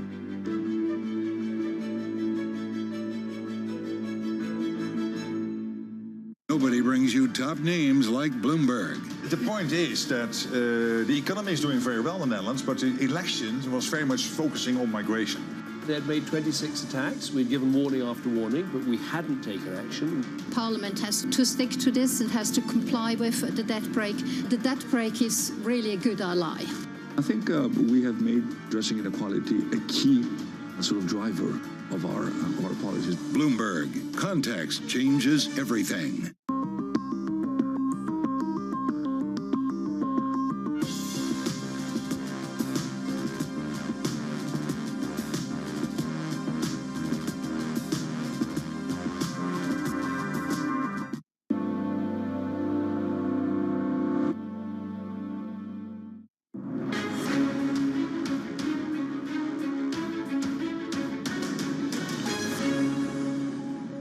Well, it's not just the BOJ set to make a key decision this week. We'll also hear from the ECB, the BOE, and of course the Fed. Still with us, Derek Halpenny, Head of Research for Global Markets, EMEA, and International Securities at MUFG. Also joining us, Bloomberg's Phil Aldrich. So thank you for either joining us or sticking around.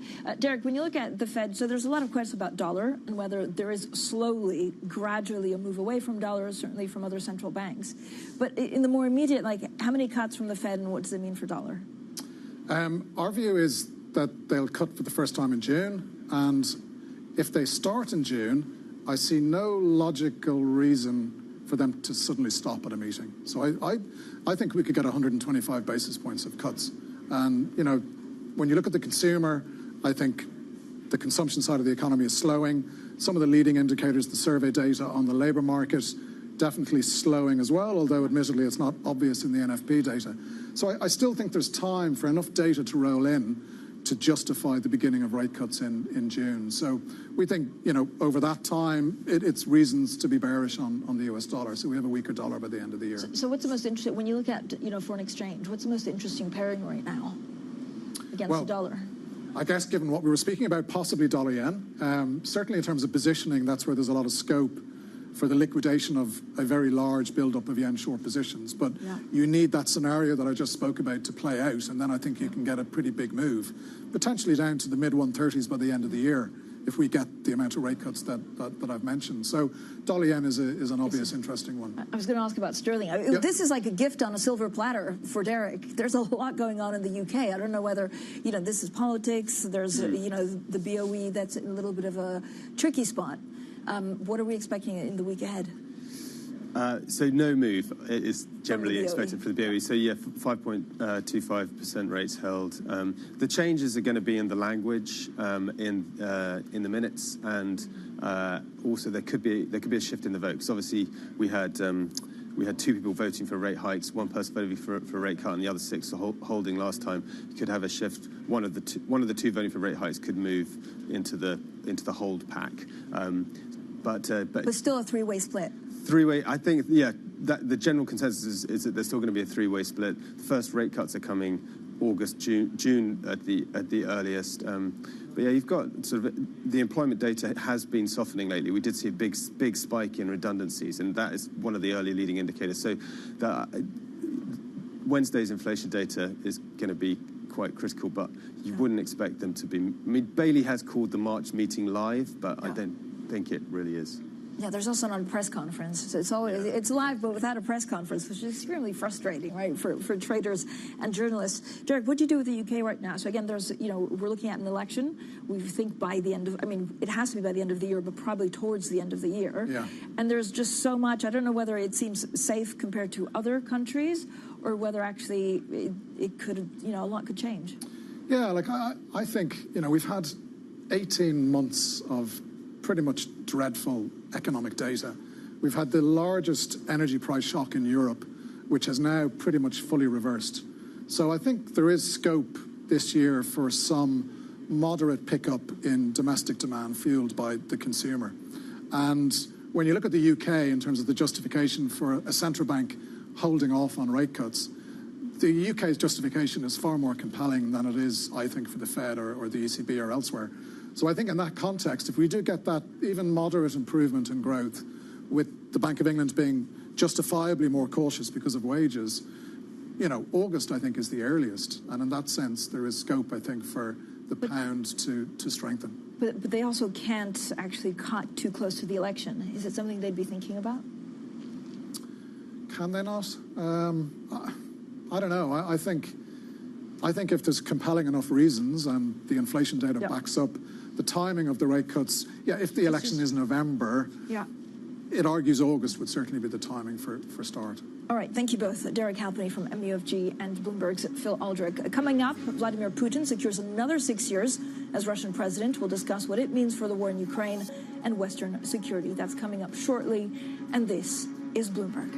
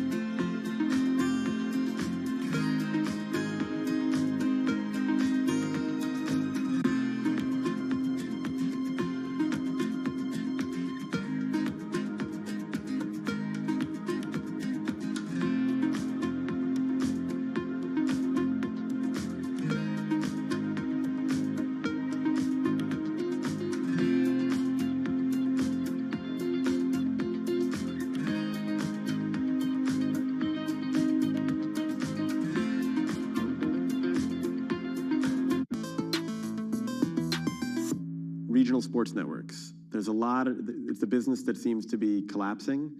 Leagues have sort of toyed around with, should we do something ourselves? Some teams are doing like local TV and streaming. How do you see that shaking out? So I don't think I'm right on this, but my instincts keep telling me this is what's going to happen. Because if you remember the WWE, they launched their own network that had their own content and had their own pay-per-views. And it was kind of a smart, bold, ahead of its time move. And then they pivoted at the perfect time and they sold their content to, what was it, Peacock. Yeah. And that was really smart too, because they were able to leverage that number as high as possible. So they always zagged where the money was and when the opportunity was. I think the opportunity for the NBA with the local teams would be to own all that themselves.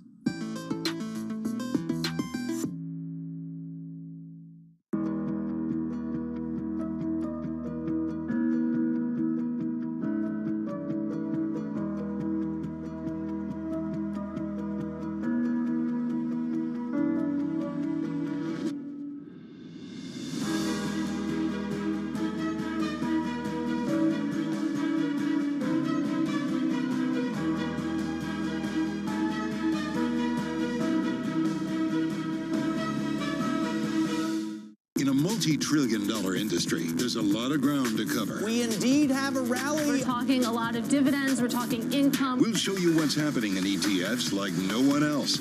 Watch Bloomberg ETF IQ.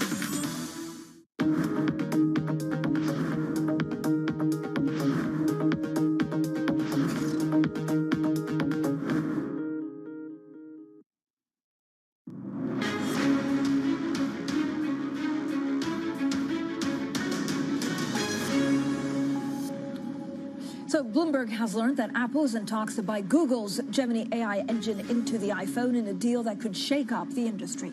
Now, it's a big week for central banks, with the BOJ expected to hike rates for the first time in 17 years. We'll also get decisions from the Fed, the Bank of England, and the S&P. Plus, Vladimir Putin warns that Russia will not be stopped from pursuing its goals after a predictable victory in a tightly controlled presidential election. Well, good morning, everyone, and welcome to The Pulse. I'm Francine Lacqua here in London.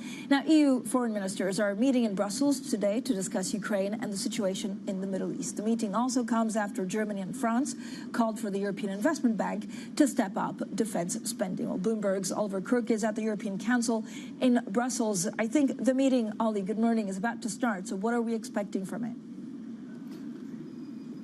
Yeah, that's right, Francine. We've just had the ministers walking in and taking some questions from journalists. And obviously, the main question for many people was, what does the Russian election sort of mean for the war effort in Ukraine? And what we've heard from a lot of people walking in is that it just means that Russia will continue on the course that it has taken so far, and that this is just going to sort of shore that up. Then there are some questions of how, in that case, to support Ukraine. There are big sort of macro movements and sort of policies to boost European defense spending. But the real question for the Ukrainians right now is, how do you get that ammunition onto the battlefield? So we know that there is this Czech plan in the works of getting up to 800,000 shells of ammunition. So I asked the Latvian foreign minister as he was walking in, how close are we to actually getting delivery of these shells? He says it could happen in the next couple of weeks, but actually the hang-up is here in Brussels about paying the money and getting those orders out. And that is what they're going to be discussing today in the meeting, as well as additional sanctions on Russia in the death of Alex Navalny and a number of other issues, including also Israel, obviously, and Gaza. Yeah, and a number of countries have also basically asked the EIB to step up and focus more on defense financing. Take us through the proposal. Yeah, so there's the situation on the ground, and then there's the step back. The EIB, what's interesting is they launched a sort of security function, part of the EIB, the European Investment Bank, where they lend for defense spending, right? But there was a sort of issue with it in the sense that that spending could only be put towards dual-use projects, meaning both projects and technologies that have both civilian and military applications. When we're talking about boosting spending on tanks, ammunition, fighter jets, those do not have really civilian applications, and that is what France, Germany, and 14 European countries want to change of the rules within the EIB in order to get more of that capital flowing, yes, from the European Investment Bank into the defense sector, but also encouraging other investors with that sort of confidence to be able to invest in those sectors. And we saw it today even. The FT had this out in their research that EFO did. They're talking about the shortfall of NATO. They're saying that in order for all of the NATO countries to hit their requirement, that would require an additional 56 billion euros worth of spending. So it really creates the stark issue that we have here in Europe ahead of the EU leaders meeting later this week. Oliver, thank you so much. Bloomberg's Oliver Crook there in Brussels. Now, Vladimir Putin says Russia will not be stopped from pursuing its goals after he swept to a record presidential victory in a tightly controlled election where he faced no serious competition. Well, to discuss all of this, let's get straight to Rosa Balfour, the director of Carnegie Europe. But Rosa, thank you for joining us. What are you expecting from Vladimir Putin in the next weeks and months, given his decisive victory yesterday? Well, we expect a continuation of what he's been doing so far. For Putin, 2024 is actually a critical year. He sees the West as divided, as not able to deliver on its promises towards Ukraine, and therefore it's a great opportunity for Putin to double down on the war in Ukraine and sow division in the West and in the global South. So, Rosa, how would you characterize actually the EU right now? I know there's a lot of division, for example, because it's very difficult to get money from the U.S. into Ukraine. There are certain countries in Europe that think that we're giving too much to Ukraine, but actually it seems to be holding up okay. No, Europe is holding up on Ukraine. It's actually quite remarkable compared to over 2 years ago. Nobody would have expected this level of unity. And this will continue. But of course, the European Union was constructed as an actor working for peace, not working for defense, not working for war. So it does require considerable transformation, considerable investment on defense in order to step up the action. Also, add on to that the fact that the US's leadership is dwindling at the moment, so it actually is quite a request on European leaders to step up and fill that gap. But yes, you're right, it is holding up quite well, and I expect it will continue to do so in 2024 and in 2025. But it will be, there will be a lot of attention focusing on the divisions, on the difficulties of getting the commitment, the difficulties of getting the investments in financial terms, but it will hold up. Rosa, so turnout for the election, right, for the 3 days of voting, I think was around 77.4%. That's according to the Central Election Commission, which was actually higher than back in 2018. Do you believe those numbers, and what do they indicate? Well, I don't think we can believe very much coming from the Russian authorities. People are scared in Russia. People have been, the Kremlin has passed a number of laws and procedures and rules, and in order to get people to go and vote. For instance, anyone working in the public sector was cajoled into voting. So we should really take these figures with a pinch of salt. For Putin not to receive that kind of endorsement would have been a massive blow. So he has invested heavily in making sure that he would get good turnout and obviously a good result. I mean, there are, of course, a number of news outlets and also Bloomberg sources saying that Vladimir Putin is now getting ready for a very long confrontation with the West. Yeah. Does that confrontation minimize if Donald Trump gets in the White House? How are you expecting a Trump presidency to react to this emboldened Vladimir Putin? No, it's clear that Putin is making an investment on Trump winning the elections in the United States. This is the sort of outcome that Putin would welcome. And it's also clear that Putin is in this for the long game. However, I think we shouldn't expect the long game to be as favorable to Putin as is commonly assumed. The regime, nobody likes the regime in Russia, that people are scared and feel they have to vote for Putin. But it doesn't necessarily mean that the Russian future is one shaped exclusively by Putin. So I think it's important for the West to invest on supporting Russian opposition abroad, to supporting civil society in Russia, and making the long-term investments for what might become in the future a more pluralist Russia. Obviously, should Trump be elected in the United States, well, that changes the global picture generally, because we would have an unpredictable leader of the United States, and one who is positively inclined towards making alliances or deals with authoritarian leaders around the world. How far do you think Putin can go? I know there's, every couple of weeks threats about even nuclear armament. We also understand that the Kremlin is putting a squeeze on countries such as Moldova, but also some of the Baltic states, all in the name, in the Caucasus region, really all in the name of protecting Russian minorities. Are we going to see a very belligerent Vladimir Putin in the next 12 months? Yes. I mean, the first thing we've seen is that Russia has managed to turn its economy towards a wartime economy and is doing well. So the Russian economy has proven not just resilient, but it's actually doing well. Secondly, countries such as Moldova or Estonia, which have a sizable Russian minority, are on high alert because Putin could use excuses to invade.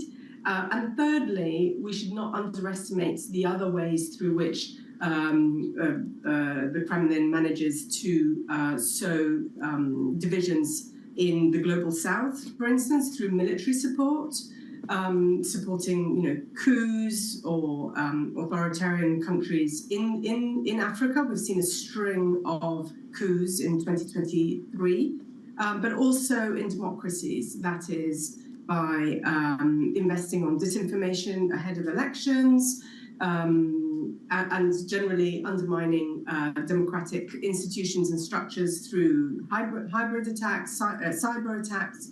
So the Kremlin has actually developed quite a wide arsenal of ways in which it can interfere in other countries beyond military intervention. All right, Rosa, thank you so much for joining us. Rosa Balfour, the director of Carnegie Europe, of course, the day after the results on this Russian election. Now, coming up, Apple turns to Google in its search for AI solutions. We'll discuss what it means for the future of the industry. That's coming up shortly, and this is Bloomberg.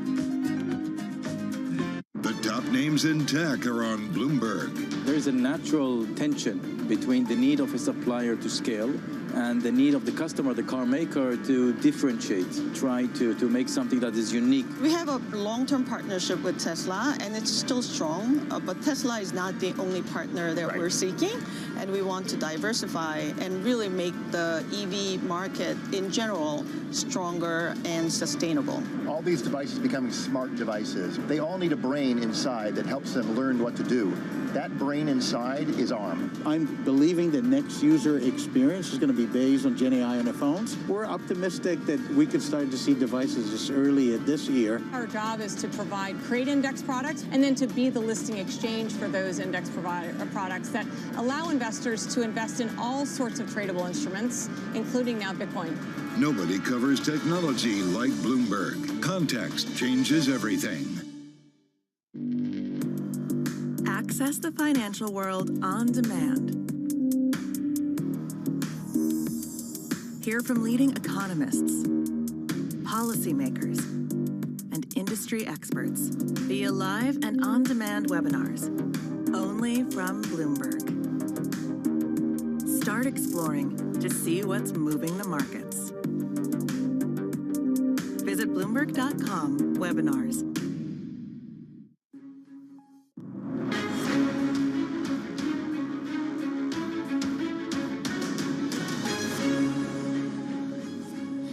Bloomberg has learned that Apple and Google are in talks that could see the next generation of iPhones powered by Google's Gemini AI engine.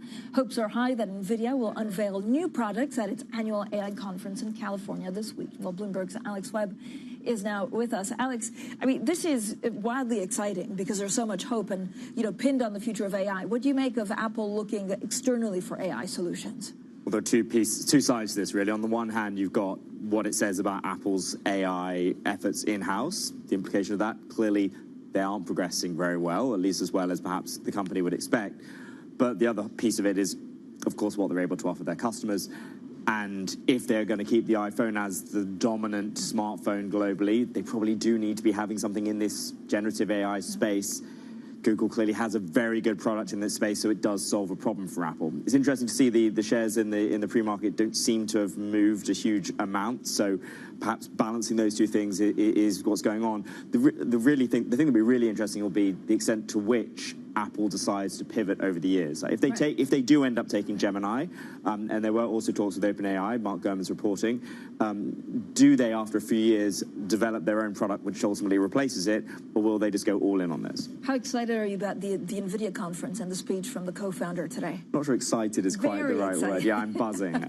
Look, it's amazing, actually, how, a year ago, certainly 2 years ago, we'd barely have blinked at this conference, and now it is becoming pretty significant. Some investors, perhaps a little too optimistically, putting it in a similar bracket to those Apple conferences, WWDC, the iPhone launch. They're like single-handedly supporting the whole equity market in the U.S.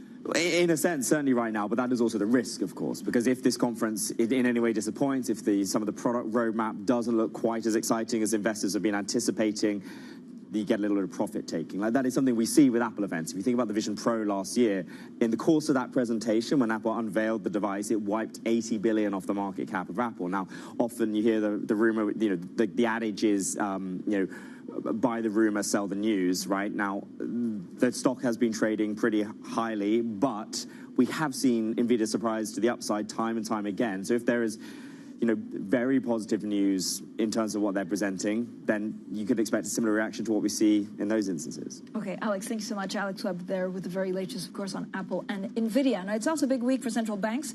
Rate decisions that will affect half the world economy. First up, the BOJ, widely expected to finally end its negative rate policy tomorrow. Let's bring in Ven Ram from Bloomberg's MLive team. Ven, good morning. The deck finally clear for the BOJ to raise rates this week. How will it play out on the markets? Morning, Francine. Good to see you. Yes, I mean, the ducks have been lined in a row for the BOJ to act. I mean, we've had the biggest pay increase for Japanese employees not seen in a generation. So the decks are clear for the Bank of Japan to raise rates, albeit it's going to be a pretty measured normalization. It's not going to be anything like, obviously, what the Fed did initially in the initial parts of tightening. So if we get to a terminal rate of 50 basis points, that will be pretty normalized for Japan. So any calculation on the yen and stocks have to take into account that terminal rate. And the yen is unlikely to be getting excited regardless of what the BOJ does tomorrow, because the bigger part of the equation for the dollar-yen narrative continues to be on the Fed side of the equation, which means that any big reaction in the yen will have to wait until after we know what the Fed does with its dot plot on Wednesday. If we get a hawkish pivot, I think dollar-yen will strengthen more. But if we get a dovish pivot, i.e. the Fed decides to stay with three rate cuts, I think that the yen will find a bid after that. So what's the outlook for yen, really? Because, again, as you say, it could find a bid after that. But there's a number of things that the BOJ could also do with the balance sheet. And I don't know how much of those extra things are priced in. Well, not very much is priced in. I think that if the BOJ starts thinking, sounds hawkish after raising rates tomorrow, let's say, and then they say that, look, we can gradually raise rates by measured steps from here, and they also do away with the yield curve control, and they also do away with stock purchases, ETF purchases, then those will be taken as pretty hawkish signs, and that's not priced into the yen at all. And I think a quick first stop for the yen will be 144 per dollar. And beyond there, it really comes down to how much more the BOJ can go further into the year in terms of rate hikes. So on the Fed, I mean, it's widely exciting, Ven, but there were also a number of press reports about possible, Fed chairs if Donald Trump became president again. Like, what do you think will support dollar, but also treasuries going forward? Well, I think, the dollar will find support if the Fed proves to be hawkish. I mean, what we are hearing about possible Fed nominations are speculative, wildly speculative at this stage. We don't know who the president is going to be, much less who the Fed chair is going to be. So at this point, there's not much for the markets to price in terms of who the next Fed chair will be. But I think there's a lot that the markets will look forward to in terms of the dot plot, in terms of the summary of economic projections that we are going to get from the Fed. And that will drive the narrative for the next 3 months for the dollar and treasuries. But have you seen, Ven, a shift for, I guess, bond traders latching on to the higher for longer narrative more than they did certainly even a week ago? Yeah, absolutely. I mean, we got a pretty big sell-off in front-end treasuries last week. I mean, that 25 basis point surge we haven't seen in a long time. And at current levels of around 470, 472 on the 2-year, I think that the markets have kind of priced a higher for longer Fed trajectory. And even if the Fed says, Fed takes back one of the rate cuts that they penciled in, i.e. they only indicate 2 rate cuts for 2024, if they go with that kind of narrative tomorrow on Wednesday, I think that, treasuries won't sell off a whole lot from here because of the humongous repricing we saw last week. So, but a dovish dot plot, therefore, will have a bigger asymmetry of reaction. Ven, as always, thank you so much for joining us. Bloomberg MLive's Ven Ram. I urge everyone to go and read some of Ven's great writings on social media and, of course, also on the Bloomberg terminal. Coming up, Boeing's disastrous start to the year is spilling over to airlines and their passengers. We discuss what it means ahead of the key summer travel season with Charlie Wells. This is Bloomberg.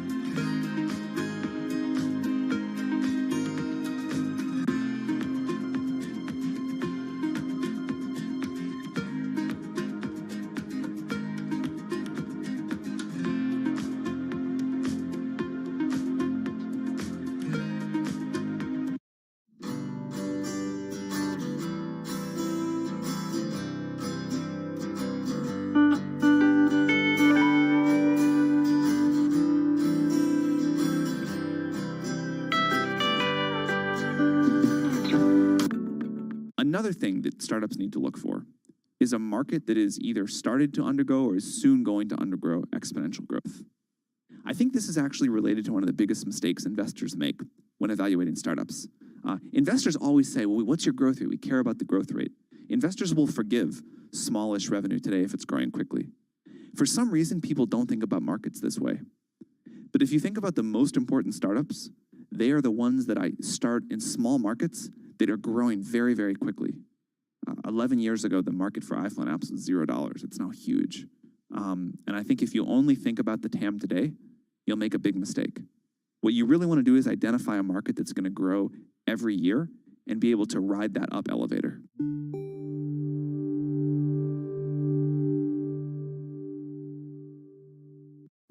Welcome to the digital age. Are you struggling to stand out here? Don't worry. Meet Blue TV, who is your digital superhero. Blue TV is a multi-purpose online media network that also provides digital marketing services. We are based in Islamabad, Pakistan. We are expert in creative marketing, social media and digital marketing, search engine optimization, web design, page rank, and SERPs, video editing, recording and production. So, what are you waiting for?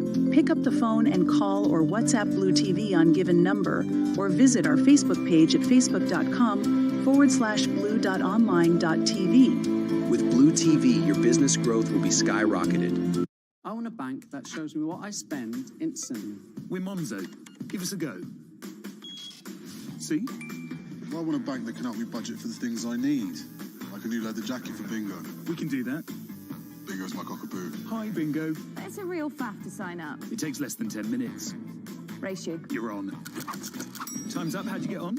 It's a draw. Is it? We hear you, Bingo. You make Monzo Monzo.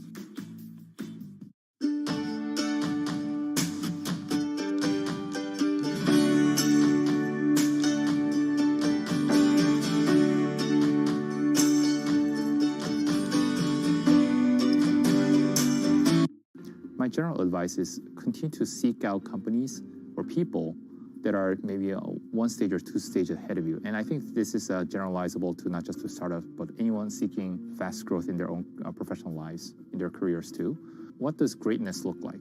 Try to seek out people who've been there, done that before, and then try to not connect with one, but try to interview 3, 5, 10 people to see what is a general pattern of greatness that look like that will get you to the next level of the company, next stage, maybe a year, 12 months from now, 24 months from now. Seek out people who kind of went down the path a few times. Then you'll start to find this pattern that start to emerge. What are things that you need to have 12 months from now, 24 months from now that you currently don't have? Then try to like build a path towards that. It's almost like Amazon's or Jeff Bezos' mantra of working backwards. Think about what your end game or next stage look like, and then figure out your steps to getting there and who do you need to work with, upgrading or coaching your existing team or recruiting from somewhere else to really level your leadership. Because ultimately, the job of a CEO is to do 3 things, right? One is get the strategy right for your company, making sure it's executed, get the right teams onboarded, getting the resources, whether it be fundraising or allocating your resources. So it's strategy, people, or team, figuring out how you need to navigate those things to get to the next level.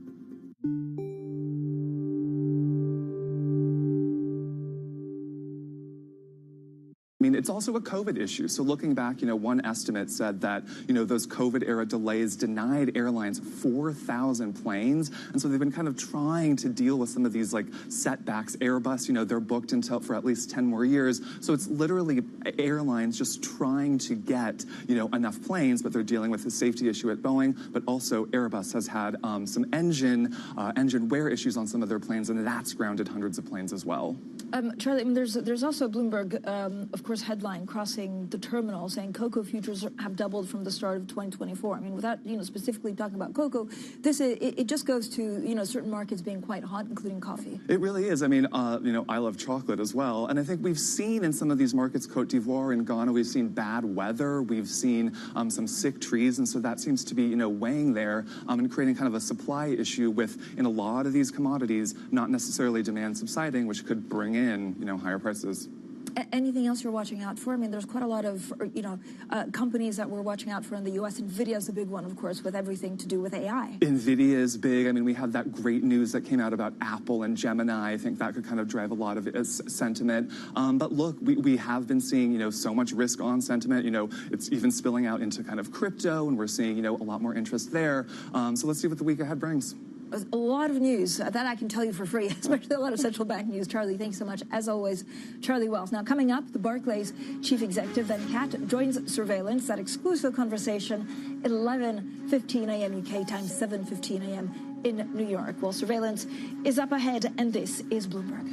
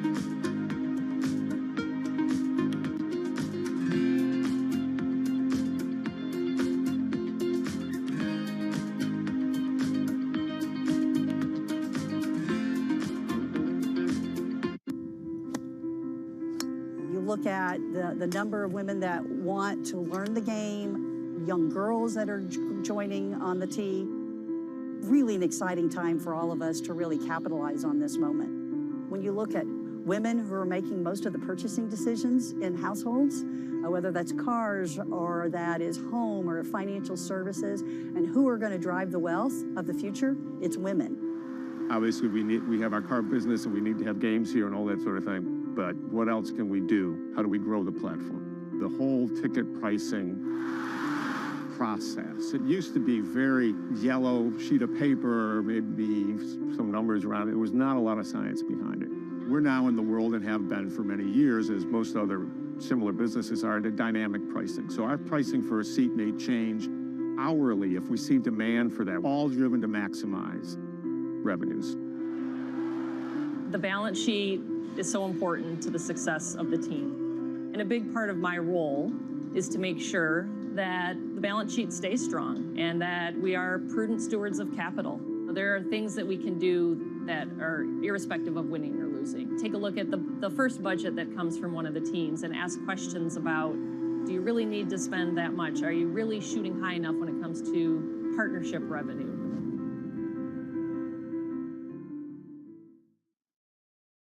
Bloomberg has enhanced search on the terminal to deliver what you need when you need it. Now, you can simply type phrases in everyday English in the command line. Compare financials. Find people. Analyze markets. You can enter phrases or ask questions. What do you want to know today? Ask a question or visit SearchGo to find answers now. Bloomberg covers the world with unmatched reach and resources. From more than 120 countries, the moment news breaks, 24 hours a day. Bloomberg, context changes everything.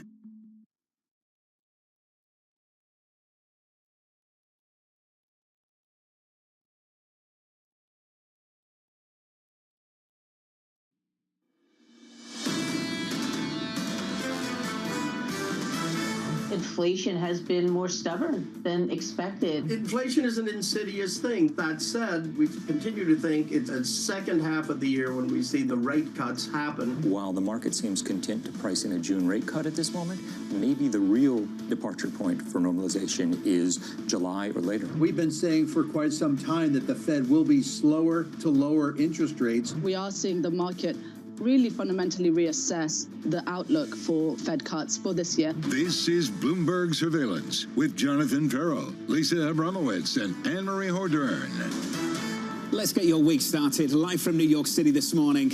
Good morning for our audience worldwide. This is Bloomberg Surveillance. Your equity market on the S&P 500 positive by a third of 1%. Last week was all about the data. This week is all about the decision. Top of the pile, the Federal Reserve, Bramo, just around the corner. Really important, not necessarily because they're going to do anything. They're not, but they are going to release their statement of economic projections. They might start talking about when to end quantitative tightening, sort of the roll-off of the balance sheet.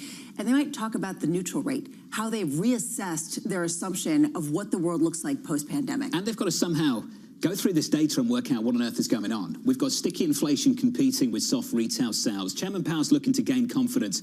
Has he gained confidence, lost confidence, or retained the confidence he had at the end of January? It basically depends on who he's speaking to in Wall Street, because if you speak to one person, they'll say, look underneath the hood, and this is a disinflationary inflation that we're looking at. Good luck trying to figure that out. Other people will say, hold on a second. This is something different. This is a stickier inflation that suggests a new post-pandemic reality that has to be reflected by a Federal Reserve that's talking about a neutral rate still at 2.5% that doesn't make sense. And now I know you hate The Bachelor, but indulge me, entertain me.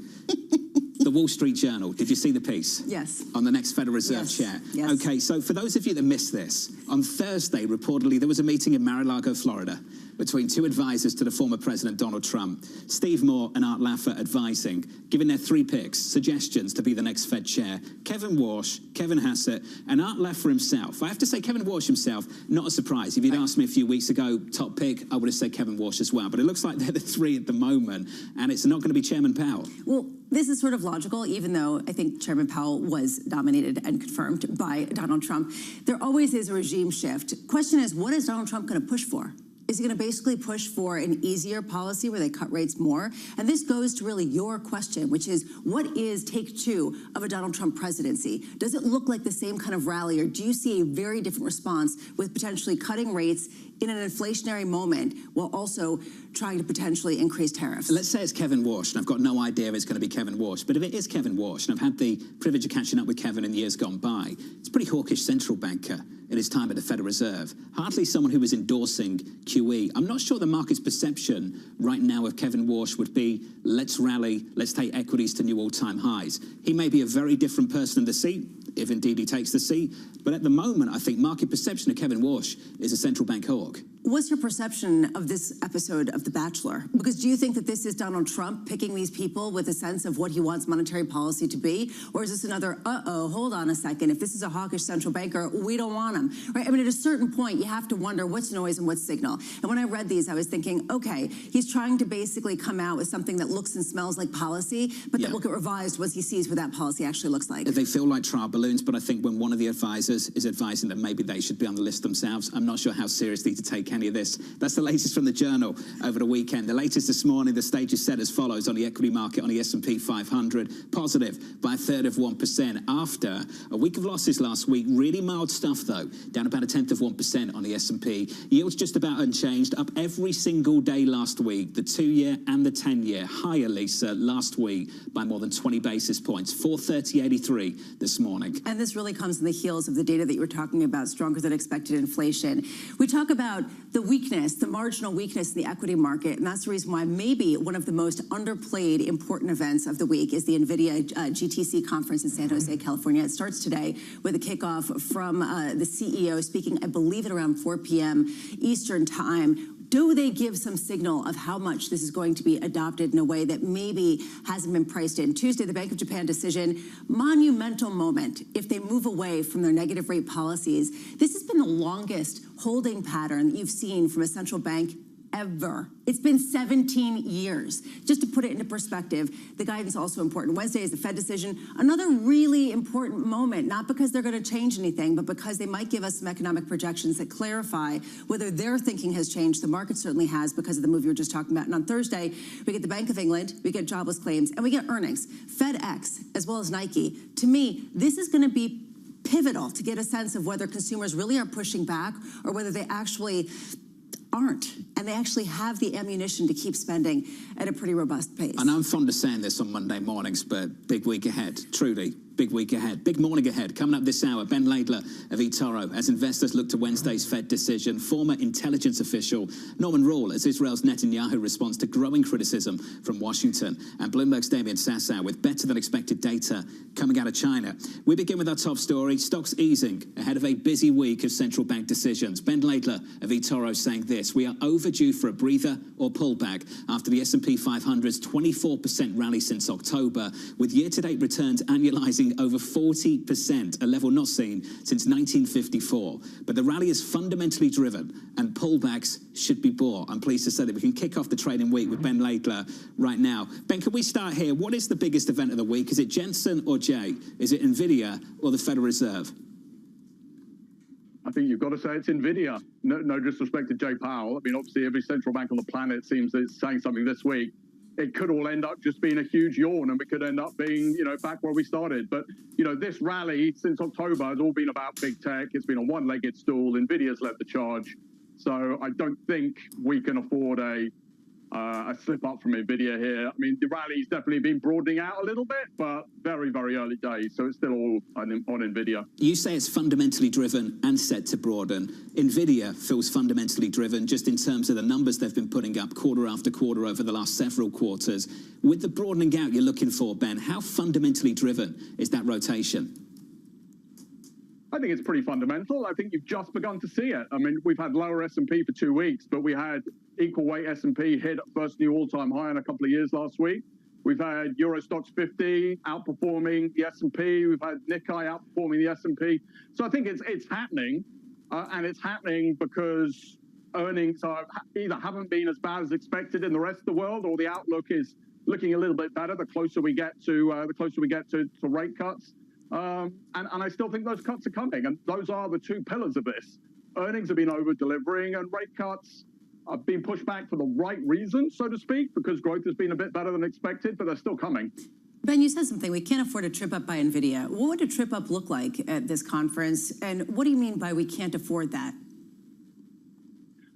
Well, I can say as much as I like about how this rally is just maybe beginning to sort of broaden out, but so far, it's all been about big tech. You know, big tech driving earnings 60% in the first quarter. The other S&P 493, you know, flat if you're being if you're being nice about them. So, you know, the market is very focused on that growth momentum, you know, continuing until we begin to see growth coming through from everybody else. So, you know, expectations are clearly quite high. Earnings expectations high, valuations, you know, 30-odd times. We've certainly seen them higher, but no one would say they're cheap. Which is the reason why, if there is something that gives pause to investors after this particular conference, there's concerns there could be some downside. There's, from Peter Scheer of Academy Securities over the weekend, concerned more significantly about a more protracted deterioration, saying essentially that what you're seeing over the past week, I've turned from medium bearish to very bearish. Instead of thinking about a 5% to 10% pullback in stocks, he's thinking about something far worse. I'm concerned much more about a 10% or higher pullback along with 10-year yields breaking through 4.5%. Ben, why don't you see this as a concern if you do get some sort of more significant sell-off in 10-year yields? Yes, maybe for the good reasons, yet still at a certain point, it has to bite, no? I never say never, but I just think, you know, these twin pillars are still in place, and we have $7 trillion of cash sitting in money market funds on the sidelines. We have our investor sentiment indicators, which are maybe a little bit above average, but, you know, it's still a half full glass, not a full glass. I still think that with the fundamentals broadly in place, any sort of pullback is going to be bought by investors. I still think we're right at the early innings of this. If this, you know, if your definition of a bull market is a new all-time high, we hit that 6 weeks ago. Your bull market average is 5 years. I think we're right at the beginning. Given that you think that you're at the beginning, and given the fact that you're considering that perhaps Fed Chair Jay Powell, sorry, no disrespect, is going to be a yawner, is there anything that he could say that would shake a bit of your foundation where we're in the early cycles and maybe reconsider? I think markets are braced for a sort of modest, hawkish pivot, maybe the dot plot coming down from, you know, 3 cuts to 2 cuts. But the market's already come from expecting 7. So I think if that's it, the market's just going to look through it. I think you need to see something, you know, much more dramatic. I think you need to see all the cuts being taken out, 2 cuts being taken out, along with some much more hawkish rhetoric to really unsettle the market here. Ben, could we build on that a little bit? It's been a subject of conversation now for the last couple of months on this program, just how this equity market has been able to withstand that repricing of interest rates, which has been quite a phenomenal repricing of rates. You've seen that through the Treasury curve last week as well. We had a move of more than 20 basis points on a 2-year last week, on a 10-year as well. And the S&P 500 was down by about 0.1%. Ben, that's pretty impressive stuff. What's behind that? Earnings have over-delivered. Quite simply, S&P 500 grew earnings 10% last quarter, big tech up 20%, and the expectations, you know, forward expectations are sort of building. Essentially, we're just making our money in a different way. We're making it from earnings, and we're going to make less of it from expectations for Fed cuts and potentially higher multiples. Now, to your point, you know, I don't have my head completely in the sand on this. That can only go so far. So I don't think the market is immune to what the Fed does. I still think this is a fairly sort of long duration market. Bond yields will bite at some point, but I think it has to be very significantly higher than where we are right now. It's not 430, Ben. What is significantly higher? I think we need to go through 450. Yeah. Ben Laidler of eToro. Ben, appreciate it. 430 right now, 20 basis points south of that 450 level. Quite a sell-off last week in the face of hotter than expected CPI and hotter PPI as well. Do you want to call this morning? It's on NVIDIA. It's from HSBC going into this developer conference. NVIDIA buy price target was 880, which is basically where we were. They're looking for 1050 now on NVIDIA over at HSBC. Have we ever seen a sell moment for NVIDIA after one of their announcements? I mean, it's sort of a Pavlovian response. You buy because they will announce something and it will be monumentally better than anything you expected. That seems to be the playbook that we've had for the past year or so. Yeah, you know, I said career risk associated with this name. I think coming out and saying sell NVIDIA, and then you rip another 50% is slightly problematic if you're an analyst right now on Wall Street. Which is the reason why I think what actually Ben Laidler said there, that we can't afford a hiccup. If there is some sort of downside surprise, and I know people are going to say, there isn't going to be, would you just get over it, that there will be a lot of people who are off sides because it's career risk not to be overweight the stock. The stock is positive in the pre-market by another 2%. Let's get you an update on stories elsewhere this morning. Here is your Bloomberg Brief with Danny Berger. Hey, Danny. Hey, John. A defiant Vladimir Putin says Russia won't be stopped from pursuing its goals. He swept to record victory in a presidential election that had a predetermined outcome. 71-year-old Putin had no credible opponent and now gets another 6 years as president. BOJ Governor Kazuo Ueda and his board have one more day to decide if it's time for Japan's first interest rate hike in 17 years. A hike at the conclusion of Tuesday's meeting is widely seen as likely after wages at Japan's largest union group announced blowout increases last week. But even with the pay momentum, Ueda has the option of waiting another month. There's a lot of data due just ahead of their April meeting. Apple is in talks to build Google's Gemini artificial intelligence engine into the iPhone. Sources say the two companies are in active negotiations to let Apple license Gemini to power some new features coming to iPhone software this year. For years, Google has paid Apple billions of dollars annually to make its search engine the default option in the Safari web browser on iPhone and other devices.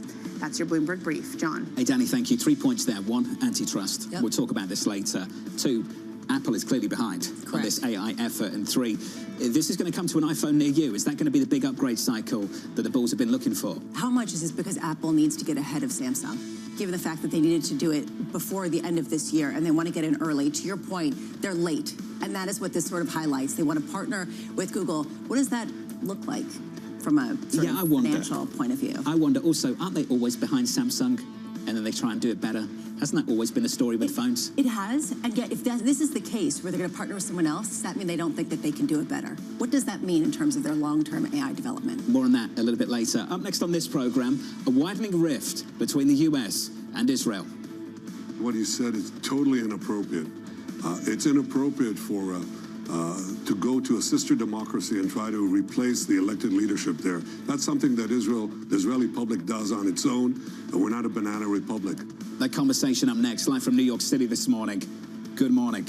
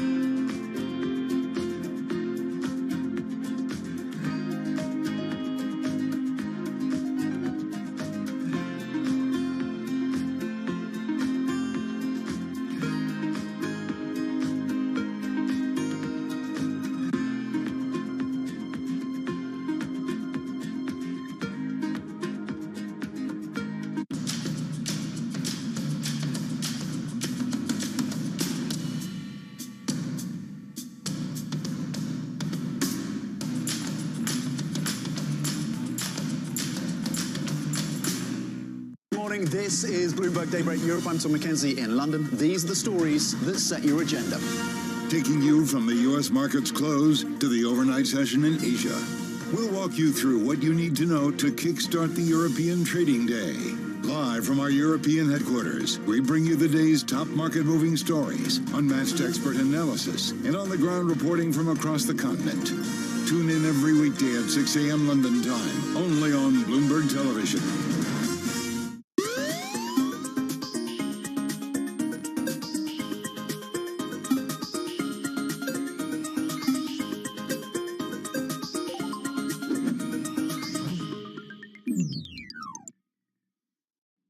Wednesday, the Fed decides. They are scared stiff. of getting this wrong. And markets are just primed for the big green light. Trust Bloomberg to bring you the fastest coverage and exclusive analysis, including Powell's press conference. We want to see more good data. We're still seeing sticky inflation. How dependable is the data? How long does it need to be good? 6, 7, 8 months? Tune in to Bloomberg Surveillance, The Fed Decides, starting at 1:30 p.m. Eastern. Context changes everything.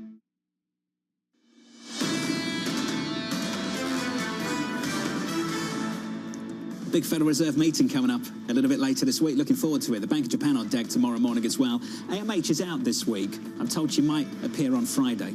It's going to take a few days. Get to go to somewhere warm, beautiful. Yeah, if I was TK, and TK would often do this, I would disclose where AMH actually is, but I'm not going to do that this morning. I was going to say. Because it always used to annoy me when he did it to me. I know. He would do it to you, and then he would say he's on sabbatical and totally irresponsible. We're not doing that. It's actually for work and good for her. Okay, won't be doing that this week. It's actually for work? I believe so. It's for work. Okay. Okay, equities right now on the S&P 500 positive by a third of 1%. 3-day losing streak on the S&P, the longest daily losing streak going back to January, believe it or not. The first 2-week losing streak we've had going back to October. Let's just sit on this for a second. Weekly losses are really rare. We've had 3 of them since the end of October, and we've just come off the back of 2, Lisa. Super rare, given how strong this rally's been. And they've been minuscule. We're talking about really small, quote-unquote, drawdowns, which makes you wonder, is it a viable dip? Well, this morning, evidently, it is. Even with a big push higher in 10-year yields, starting the week at around 430. Under surveillance this morning, a widening rift between the US and Israel. What he said is totally inappropriate. It's inappropriate for to go to a sister democracy and try to replace the elected leadership there. That's something that Israeli public does on its own.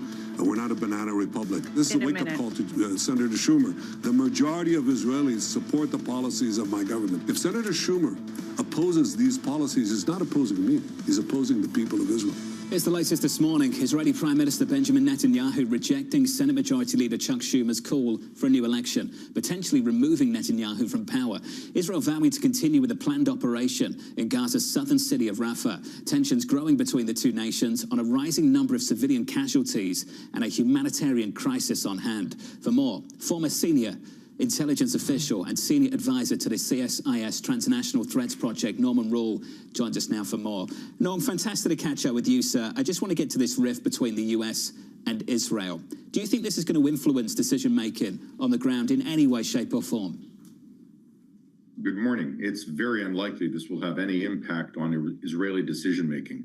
Prime Minister Netanyahu is correct in that the majority of Israelis strongly support a ceasefire to obtain the release of hostages, but also pursuing the war for the defeat to Hamas. So in this regard, this doesn't really change anything that happens on the ground. I would also note that Netanyahu's unpopularity in Washington is not only not a surprise, but it extends back to the Obama administration, and many of the officials in the current administration came from that administration as well. So there's long-standing roots here of disagreement between the two sides. If the U.S. side is not going to accomplish anything on a fundamental side, why make these announcements? Do they really win political points with their Democratic base? Well, it's certainly unusual to do this. Usually disagreements between the United States and Israel are conducted quietly through diplomatic channels, and those conversations can be frank and even productive. To make a growing number of statements against Netanyahu, which you've seen Senator Schumer and Senator Pelosi make yesterday as well, I think reflects an effort by Democrats to deal with a progressive criticism of the war in Israel and U.S. support for that war in Israel. Which is a reason why perhaps you're hearing things that you wouldn't otherwise hear. Meanwhile, you also talk about Qatar and Egypt and how they're placing pressure increasingly on Hamas to try to come to the table with some sort of ceasefire agreement. Can you give us a sense of the nature of that pressure, what that looks like, and how realistic that will be in getting some results? Well, to begin, there is growing pressure on Qatar itself to use its longstanding relationship with Hamas to obtain the release of hostages and to effect a ceasefire. That has not happened in recent weeks, and there are reports that Qatar has told the Hamas representatives that they might leave Qatar, be forced to leave Qatar, or their bank accounts could be frozen. The deal that Hamas has subsequently put on the table, however, has two parts to it. The first part to it is something I believe Israel would accept: release of hostages, for Palestinian prisoners, a 6-week ceasefire, increased aid.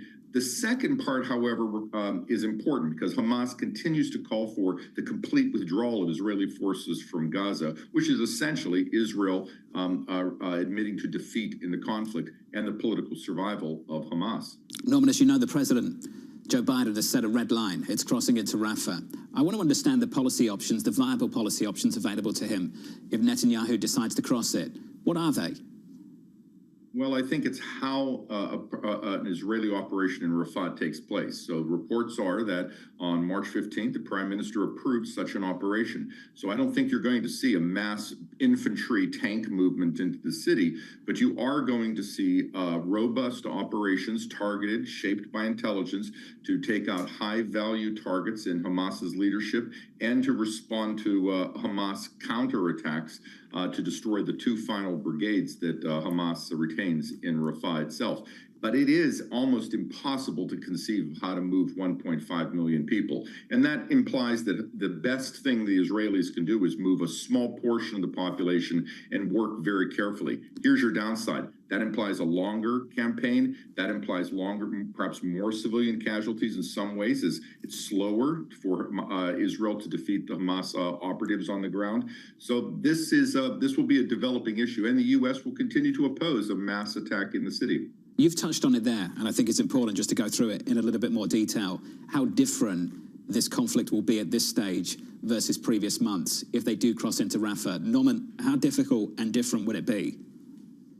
It's extremely difficult, but it's also not a surprise. This is a small geography. The population has been moved from north to south. There's nowhere else really to move the population. You could send a small portion to the northeast next to the Mediterranean border, perhaps a small portion to the southwest to a cleared area. But unless you're able to get these individuals back into North Gaza, where there is no housing, you really have nowhere else to move them unless Egypt agrees to take tens of thousands of Palestinians, which it has refused to do. So if you're the Israeli military commanders, approaching this operational challenge is very difficult.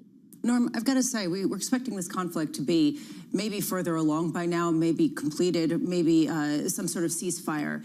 Is there still a risk of escalation, or is this basically a contained moment with a lot of pain and a lot of suffering that just continues? Well, I think for some time I've felt that this conflict would go on for weeks or perhaps months. Much depends upon the ability of the Israelis to kill Hamas's senior leadership and to destroy those final military units. So that's a battlefield pace that has some luck, some intelligence issues that goes with that. In terms of containing the conflict, it's certainly true that Lebanon continues to be an area of some risk. Iraq has become more quiet since the United States took out 2 Kataib Hezbollah leaders. But the Red Sea problem continues to go on, and there's no sign of that ending soon. Norman, thank you, sir, for catching up this morning. Appreciate your time. Norman Rule there, the former senior U.S. intelligence official. The latest comments from the Israeli leader, Benjamin Netanyahu, over the weekend at the beginning of a cabinet meeting saying this, quote, "We will operate in Rafah. It will take a few weeks, and it will happen. We'll see. Watch this space." That's a red line for the President of the United States, and we're still unsure what happens if Netanyahu crosses it. Up next on this program, Bloomberg's Damien Sasser on better-than-expected data out of China and a look ahead to a big BOJ decision. Live from New York, this is Bloomberg.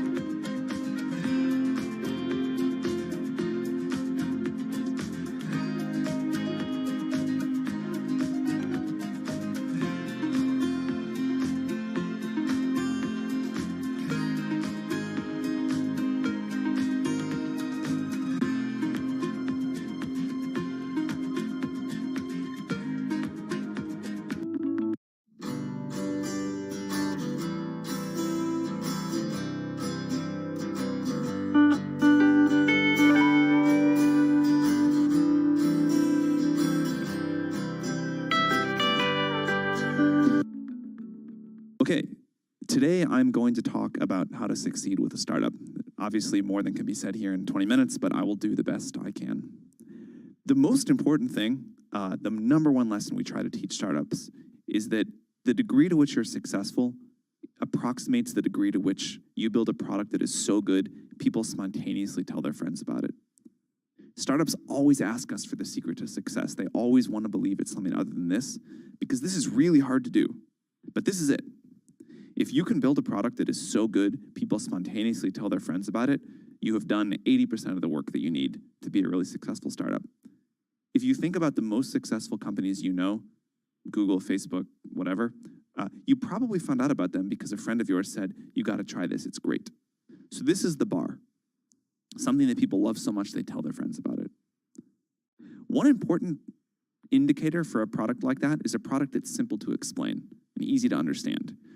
If you can't explain in a few words what you do, and if at least some people don't say, oh, that's pretty interesting, that's usually a mistake. It's usually a sign of unclear thinking or a need that is not big enough.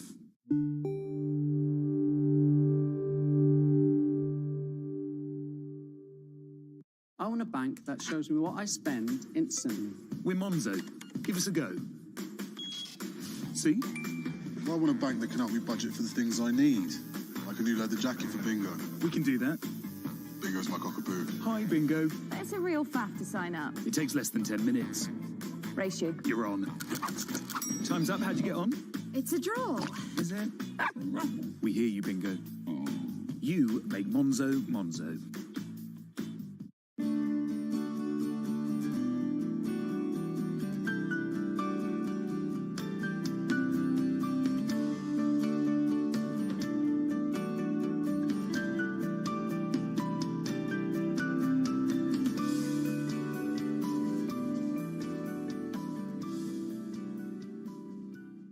From the UK, and I'm the inventor of the Gel Razor.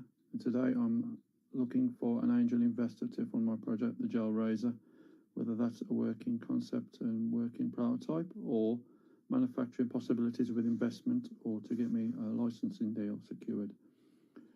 If you go in any supermarket today, you will see packets of razors sold separately with tins of mousse or gel. Hence I developed the all-in-one.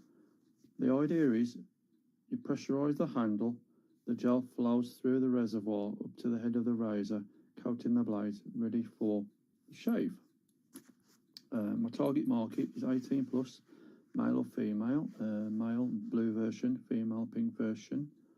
What I'm looking for in an investor is someone who's passionate, determined, shares my vision. That's an important step for me, and willing to succeed as I wanted to succeed myself. Patented in the UK in 2021 September with copyright protection. I have a logo for the Gel Razor, which you will see on my LinkedIn profile. Currently working with a company in the US who have done me a lovely sell sheet. Big up to them guys. So if you're interested, contact me on LinkedIn profile, Paul J. Gwilt, GWILT, or email me at mufc219@gmail.com.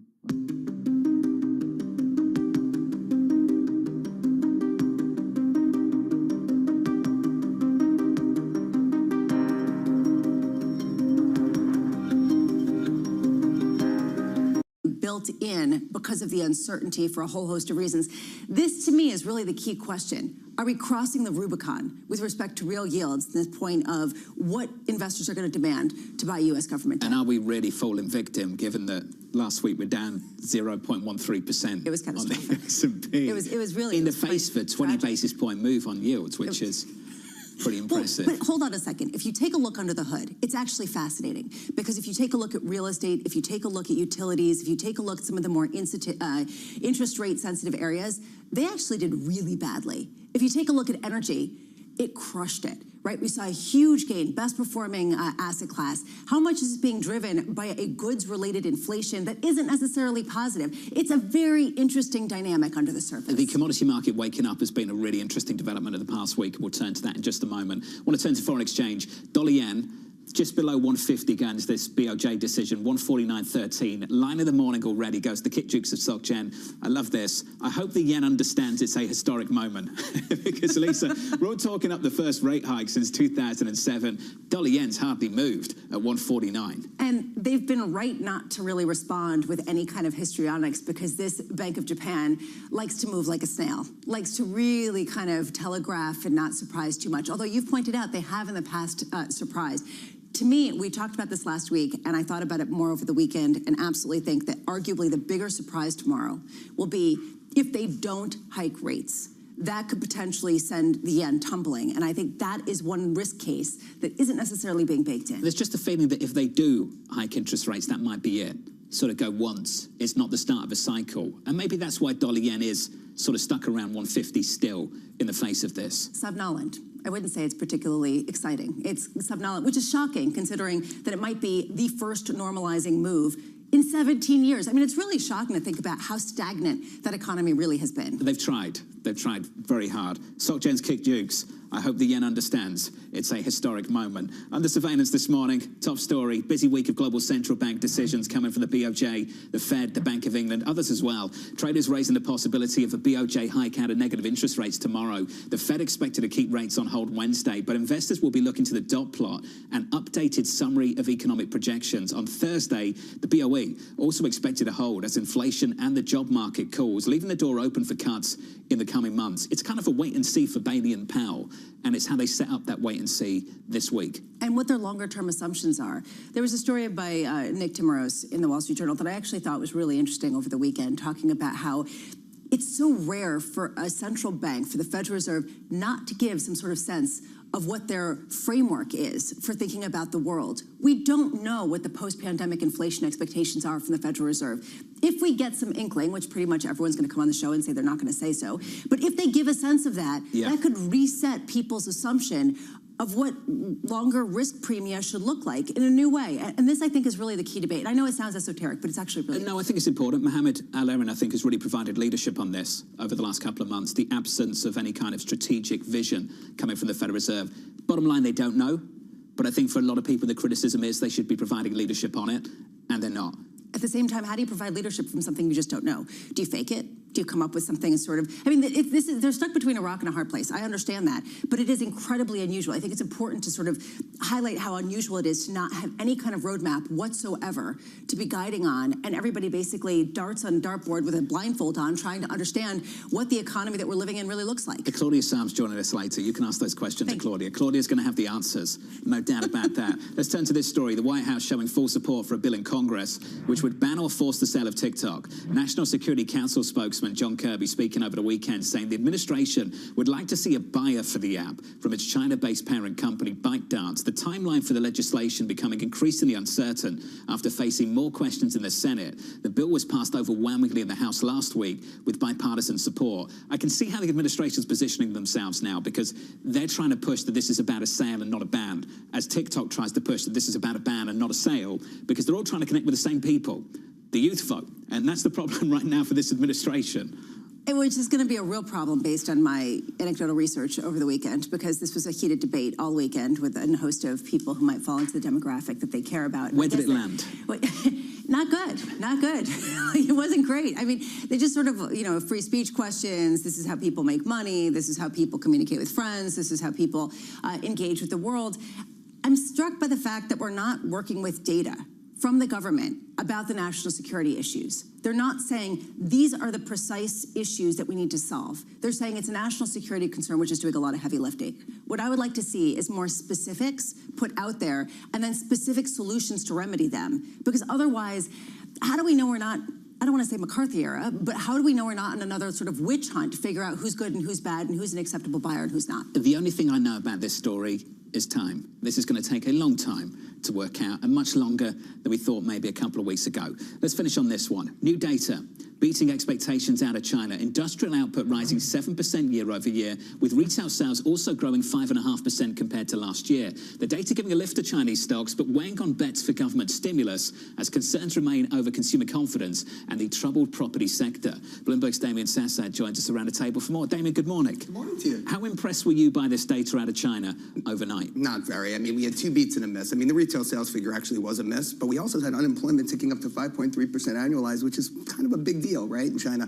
But I think, quite frankly, the PBOC and the Chinese got to be more focused on the BOJ tomorrow, and I'll tell you why. Because the CNY and the JPY are both funding currencies, and they're one and the same, right? And look, the bar for the BOJ to out-hawk this market is very, very high. You've been talking about it all morning. Kitchukes as well. I agree with them. They're going to have to do something to YCC, the balance sheet, and they're going to have to lift rates, I think, for JPY to really appreciate in this market. If it doesn't, then look for CNY to depreciate as well. Why didn't you just tell us you want to talk about the BOJ and not China? They told me on Friday. Chris and Amy told me I was talking about the BOJ today. Every single time just asking himself his own questions. So we're going to continue the trend. It's more important. No, but seriously, we'll go there. All things considered, we're still waiting for more from the Chinese government. We're still waiting for more stimulus. We're still waiting for something on the property front. I mean, you saw property investment numbers were, they were not well. They were not good. So, I mean, it's the same old story in China. There's nothing really market moving there. The only thing that's going to move this market, move yuan, from 720, which is where it's been, to something on the order of 715 would be a really hawkish BOJ, and I just don't think we're going to see that. Let's stick on the BOJ. Bramo, I think, asked the most important question. What happens if they don't hike tomorrow morning? Where does that leave dollar yen? Well, I'm not convinced they are going to hike, even though the market thinks 90% probability of that. I think they might do something on the foreign purchase program and on YCC, which will be just as meaningful. 2 out of 3 ain't bad, Jonathan. So I think, again, it's buy the rumor, sell the news in Japan. It's been this way for as long as I can remember. And I think look, you're right. There was a lot of talk heading into this meeting. The data was pretty strong. I think they've really kind of telegraphed what they want to do already. I'm talking about the Bank of Japan. So again, the market's desensitized. Again, it's like gradualism in Japan. It's buy the rumor, sell the news. And look, the Japanese yen has depreciated 1 to 2% in the weeks following just about every BOJ meeting in recent memory. I kind of expect more of the same. I think the market does as well. So I'm not going to let you get away with this. You don't like talking about China, and I find this really interesting because you focus on emerging markets where China was such a big part of the investing thesis for so long.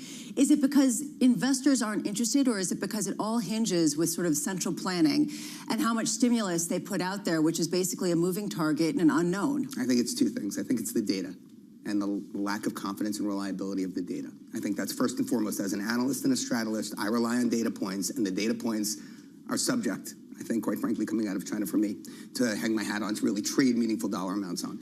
And then secondly, you're right. I mean, I just think, it's been, kind of this lack of transparency, this opaque nature, the fact that you're right, from an ownership and an investor perspective, it's very difficult to make the case for China in this environment. So you're right, the attention has not been there. But other central banks, other markets across EM and other markets like commodities are a great way to play the China story, which, I mean, look, if you look at inventories and new orders globally, I think the PMI, the flash PMI data this week is really, really important for currencies because people aren't looking at it, and we're seeing the global manufacturing cycle sort of expand beyond the U.S. and into other shores. And for me, I think, you can kind of play the China story through commodities, which you're right. I mean, look at crude oil last week up 4%, copper was up 5%. I mean, these are big numbers. And they did see an outperformance when it came to industrial output in China, possibly because of some of the fiscal support. Yeah, sure. I mean, you can raise questions about that. But just to build on what you're saying, are you suggesting that some of these other developing markets have just as much of an impact on things like the commodity markets? Absolutely. Because they're becoming a bigger proportion of the overall global economy, and that it's not necessarily the behemoth, I'm talking about China, that it once was, in directing some of the trends in your world. Well, you mentioned the inflation data last week, and what was interesting, it was core goods that really rose. It wasn't core services as much as people would otherwise think. I mean, in fact, core services didn't come up that much, but let's fast forward to this week and look at your commodity producers, look at Brazil, look at Colombia. I mean, they're going to accelerate their rate cuts from 50 to 75 basis point increments this week. They're going to do that, so the market expects them to do. This tells you that despite the fact that, you see things kind of maybe a little bit rosier in China off this activity data, deflation is still real, and it's being exported to the rest of the world, and it's giving these central banks in Latin America the ability to cut rates that much more aggressively. Don't get me wrong, their base rates are at double digits. Their real yields are much higher. They have much more scope to cut rates, but that is the environment we live in now. So if you're looking at real yield differentials, and you look at China, I mean, real rates in China are going to be negative for the foreseeable future. That's not changing, and so from a funding currency perspective, it's kind of hard to get all bulled up on the yen here. Did you watch the golf yesterday? Of course. That Wyndham lip Clark. out on 18 Oh, my goodness. was terrible, I know. Wasn't that heartbreaking? That was a heartbreaker, I know. I was getting choked up. They were talking about his late mother before the putt, getting there choked up, trying to cheer this in. The interaction with him and his caddy the entire weekend was incredible. Clark and him, the way they talked through their shots, and if you watch it like I did, they really were. You found and someone. Schauffele was, we always, but Schauffele also was there till the very end. He gave up that 5 strokes. He's been trying. He's been trying all day to get us someone. I just wanted to share it with someone. Yes, you did. Just wanted to share it. Scotty Scheffler at the moment is just ridiculous. Oh, he's so good. Just ridiculous. Damien, it's good to see you. Yeah. You thought you were coming to talk about the BOJ. Everyone else thought you were coming here to talk about China. I always knew we'd talk about the golf. Damien Sasser, thank you, sir. Let's get you up to speed on stories elsewhere this morning. Let's get you Bloomberg Brief with Danny Berger. Hey, Danny. Hey, John. Secretary of State Anthony Blinken warned of a, quote, flood of false information ahead of a busy year for elections worldwide. Speaking at a summit in Seoul, Blinken warned that authoritarian governments were going to meddle in elections, and the U.S. would keep pressing to disrupt misinformation efforts from the likes of China and Russia. Big advancements in generative AI are fueling growing concerns over fake content influencing voters. President Biden is preparing to roll out the toughest ever pollution limits on America's cars. It's a bid to accelerate EV sales. The EPA is set to finalize emission limits in the coming days. It's seen as key to help the U.S. fulfill its commitments to the Paris Climate Agreement. The move does pose a delicate political act for Biden, who is trying to court voters in the swing states of Michigan, including auto workers, who might be uneasy about a quick transition to EVs. And the March Madness games are set. Millions of fans now set to try to correctly predict 67 college basketball games for the elusive perfect bracket. Defending champions UConn are one of the year's top seeds alongside Purdue, Houston, and North Carolina. No fan has ever completed a March Madness bracket perfectly, with the NCAA saying the odds of doing so equate to about 1 in 9 quintillion. And that's your Bloomberg Brief, John. Danny, thank you. I've tried a few times. Dreadful. Yeah. Even outsourced responsibility to pick the bracket to someone who knows what they're doing. Still dreadful. That's the whole reason why people do it. Isn't it total luck? I mean, there's really no skill. That's what I've just determined based on my personal output. You're relying how focused students are the night before on the game in front of them. Yes. Is that what makes it tricky? I just know that when I've tried, it has been a failure. This is what Damien really wanted to talk about, by the way. This was it. This is one year where I have no comment on the NCAA tournament. It's going to be really, really tough. Really, really tough. Because 3 of the top number 1 seeds didn't even win the conference championships. It's very parity. You give us some tips in a commercial break. Up next on this program, a big week for central banks. I don't think Powell and his Fed want to be have a legacy of either cutting too soon or staying at the higher levels where we are now relative to where we were before for too much longer. That conversation up next, live from New York City. This is Bloomberg.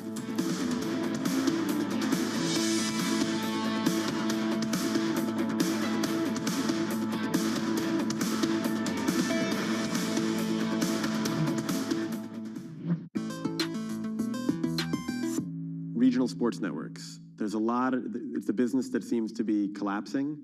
Leagues have sort of toyed around with, should we do something ourselves? Some teams are doing like local TV and streaming. How do you see that shaking out? So I don't think I'm right on this, but my instincts keep telling me this is what's going to happen. Because if you remember the WWE, they launched their own network that had their own content and had their own pay-per-views. And it was kind of a smart, bold, ahead of its time move.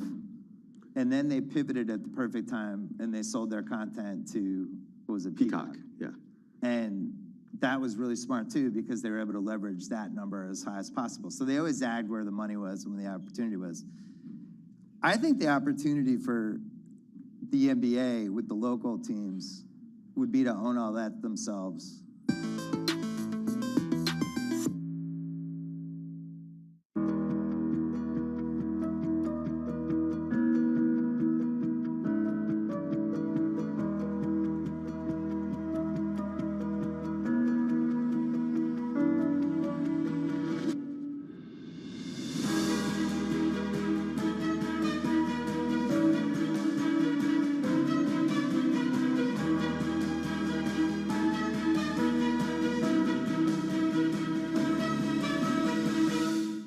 always on the heartbeat of the tech sector. Spread across global markets. The real-time data aspect is going to be important. We're going to bring you expert analysis on that. Sure. Don't miss Bloomberg's interview with the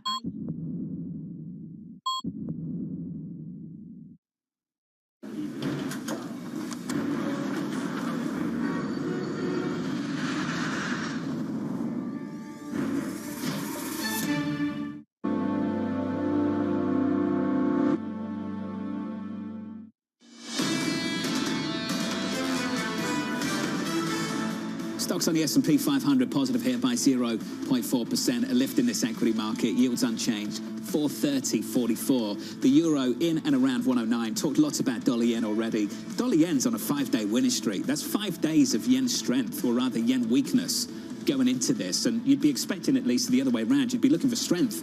We've been getting anything but. Well, there's really a question of, first of all, if they do normalize for the first time in 17 years, then what? Does that matter if they don't necessarily move away from zero, and if that's it? And oh yeah, by the way, there are signs that the economy is kind of stabilizing and not necessarily accelerating. So a lot of questions here. That is the longest losing streak for the Japanese yen of the year so far. Dollar yen 149.17. Under surveillance this morning, a big week for central banks.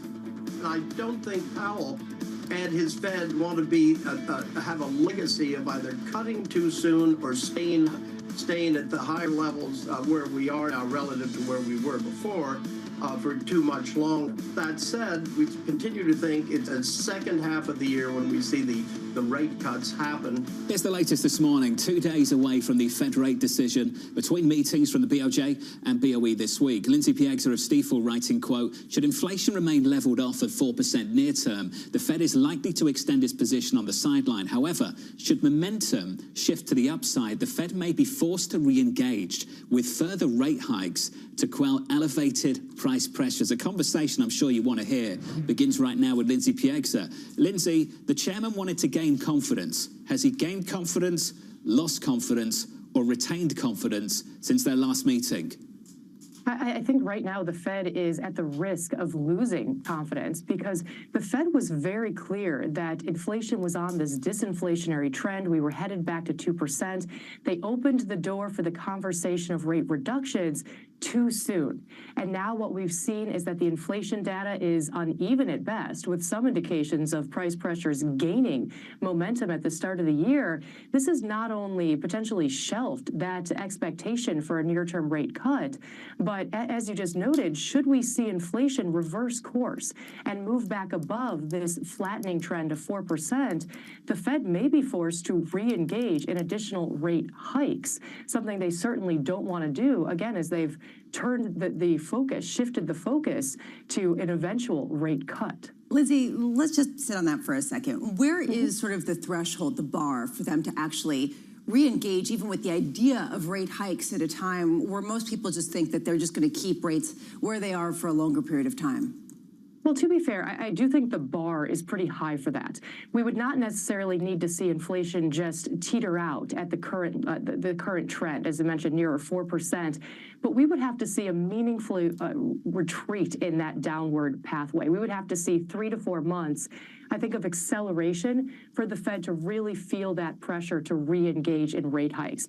Barring that scenario, inflation failing to re-engage in that downward trend, I think this simply forces the Fed to the sidelines for much, much longer than the market is anticipating. There's a real question here about whether they do give some sort of sense of the new post-pandemic economy. Do they start talking about a higher neutral rate that, say, is within the 3 and the 3.5 range, or as Urian Timmer of Fidelity said, maybe even 4 to 4.5% over the weekend? Where do you think they stand on this? What do you think is the correct outlook for them to kind of project?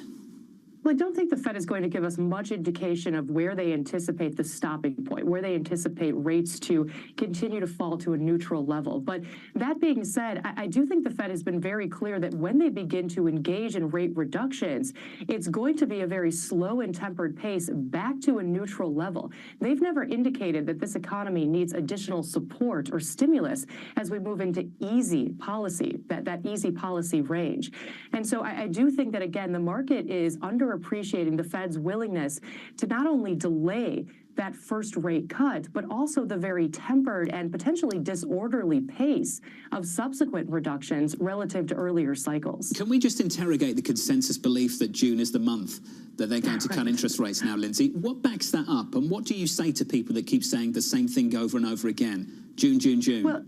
Well, if we look at what investors have been expecting, investors had been preemptively calling an end to rate hikes for the past 2 years and pricing in rate reductions that have yet to materialize. Now, I do appreciate the market capitulating to the notion that March is off the table, pushing out to May, pushing out to June. So the market is starting to absorb some of this more patient message from the Fed. But even with June more closely aligned to what we saw in the December SEP, or that summary of economic projections, I do think this still, too, is overly optimistic in terms of expecting the Fed to initiate that first round rate reduction. Our base case remains, as it has before the turn of the new year, 2 rate reductions in the second half of the year, separated on a quarterly basis as opposed to a meeting-by-meeting basis. Lindsay, last time we spoke, you said look out for retail sales. Retail sales will be important. They've been weak now for 2 straight months. How much weight are you putting on that? Well, I don't necessarily agree with the assessment they've been weak. We certainly saw a sizable miss at the start of the year, but largely reflecting one-off weather in variables. February did fall short of expectations, but it was a welcomed rebound from that weakness in the first month of the year. I think this still tells the storyline that the consumer is resilient, but with a welcomed amount of cooling. We're not seeing an overheating demand level on the consumer side. This is a welcome step for the Fed that is desperately trying to tame inflation, not just on the supply side, but on the demand side as well.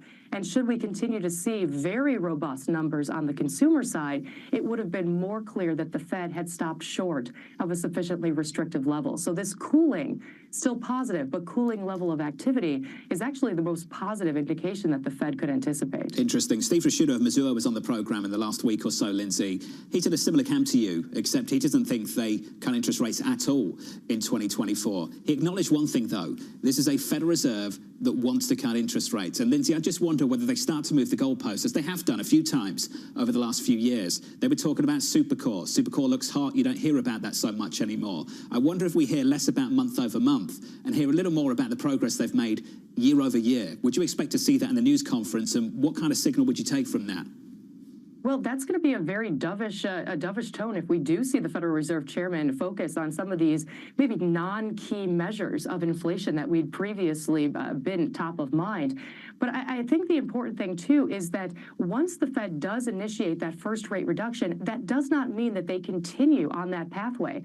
What we could see is the Fed capitulate to market expectations with 1 or 2 rate reductions in the second half of the year, followed by an extended pause. That, too, is very much an option, and I think that might allow the Fed to walk that delicate line in terms of fulfilling that expectation of a rate reduction, but not getting too far ahead of itself if inflation remains above trend. Got it. Lindsay, thanks for joining us this morning. Looking ahead to the Federal Reserve. Lindsay Piegza there of Stifel, almost echoing what we heard from Raphael Bostic of the Atlanta Fed, that we can go once and maybe just wait and see. It doesn't have to be the beginning of a big rate cutting cycle. And based on the revisions we've seen on Wall Street from Wall Street economists, feels like that's the direction to travel from them as well. That's going to be a fun news cycle. Wow, when are they going to cut again? They're not going to. When are they going to cut again? Well, let's predict. Wait, just stop, right? Relax. But then this is where you really have to start talking about longer-term neutral rates. That's how you guide the market to where you're going if you're looking at forward guidance. I also wonder at this meeting, they're supposed to talk about the balance sheet. So let's just sit on the idea of watching paint dry for a second.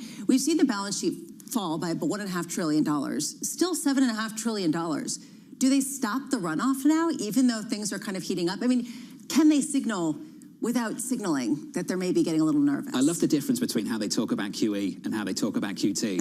QE is highly stimulatory and QT does nothing. Correct. You notice that? That seems to be the comms effort of the FOMC. Well, and Seth Carpenter, actually, of Morgan Stanley, had a whole piece this weekend explaining why that's possible, that it's completely different. And at the same time, is it? One is like watching paint dry, apparently, and the other is just sort of super stimulatory and it's going to save the world. It's gasoline. It sends stocks to all-time highs and all that stuff.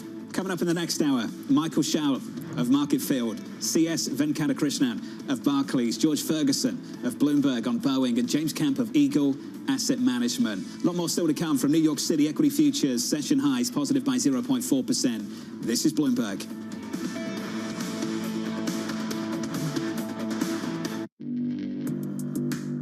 Access the financial world on demand.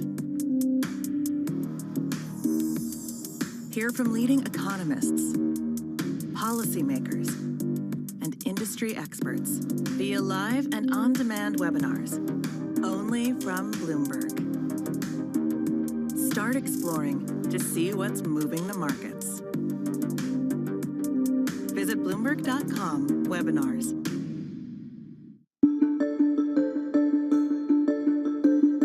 I'm part of the baby boomer generation, and this generation is now increasingly dealing with problems relating to Alzheimer's, dementia, and so forth.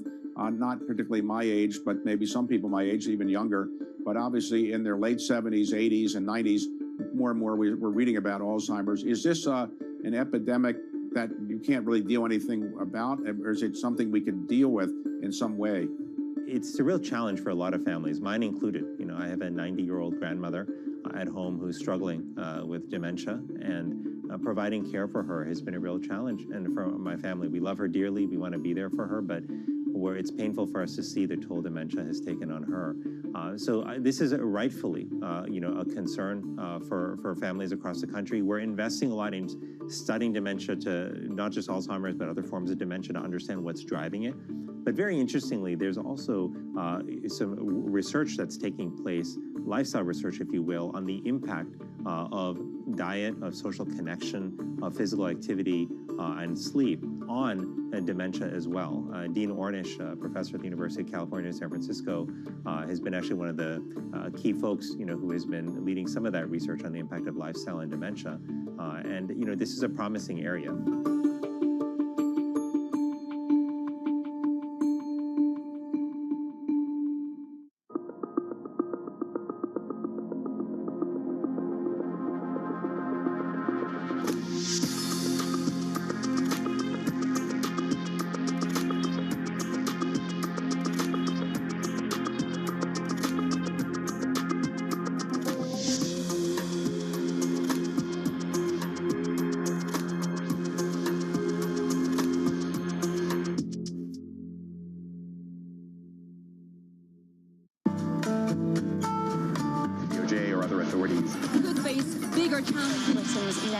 Was going to keep Green World Cup. This is a 3 as the economic picture covering the intersections of Hollywood, Silicon Valley, and beyond. Bloomberg has enhanced search on the terminal to deliver what you need when you need it. Now, you can simply type phrases in everyday English in the command line. Compare financials, find people, analyze markets. You can enter phrases or ask questions. What do you want to know today? Ask a question or visit SearchGo to find answers now.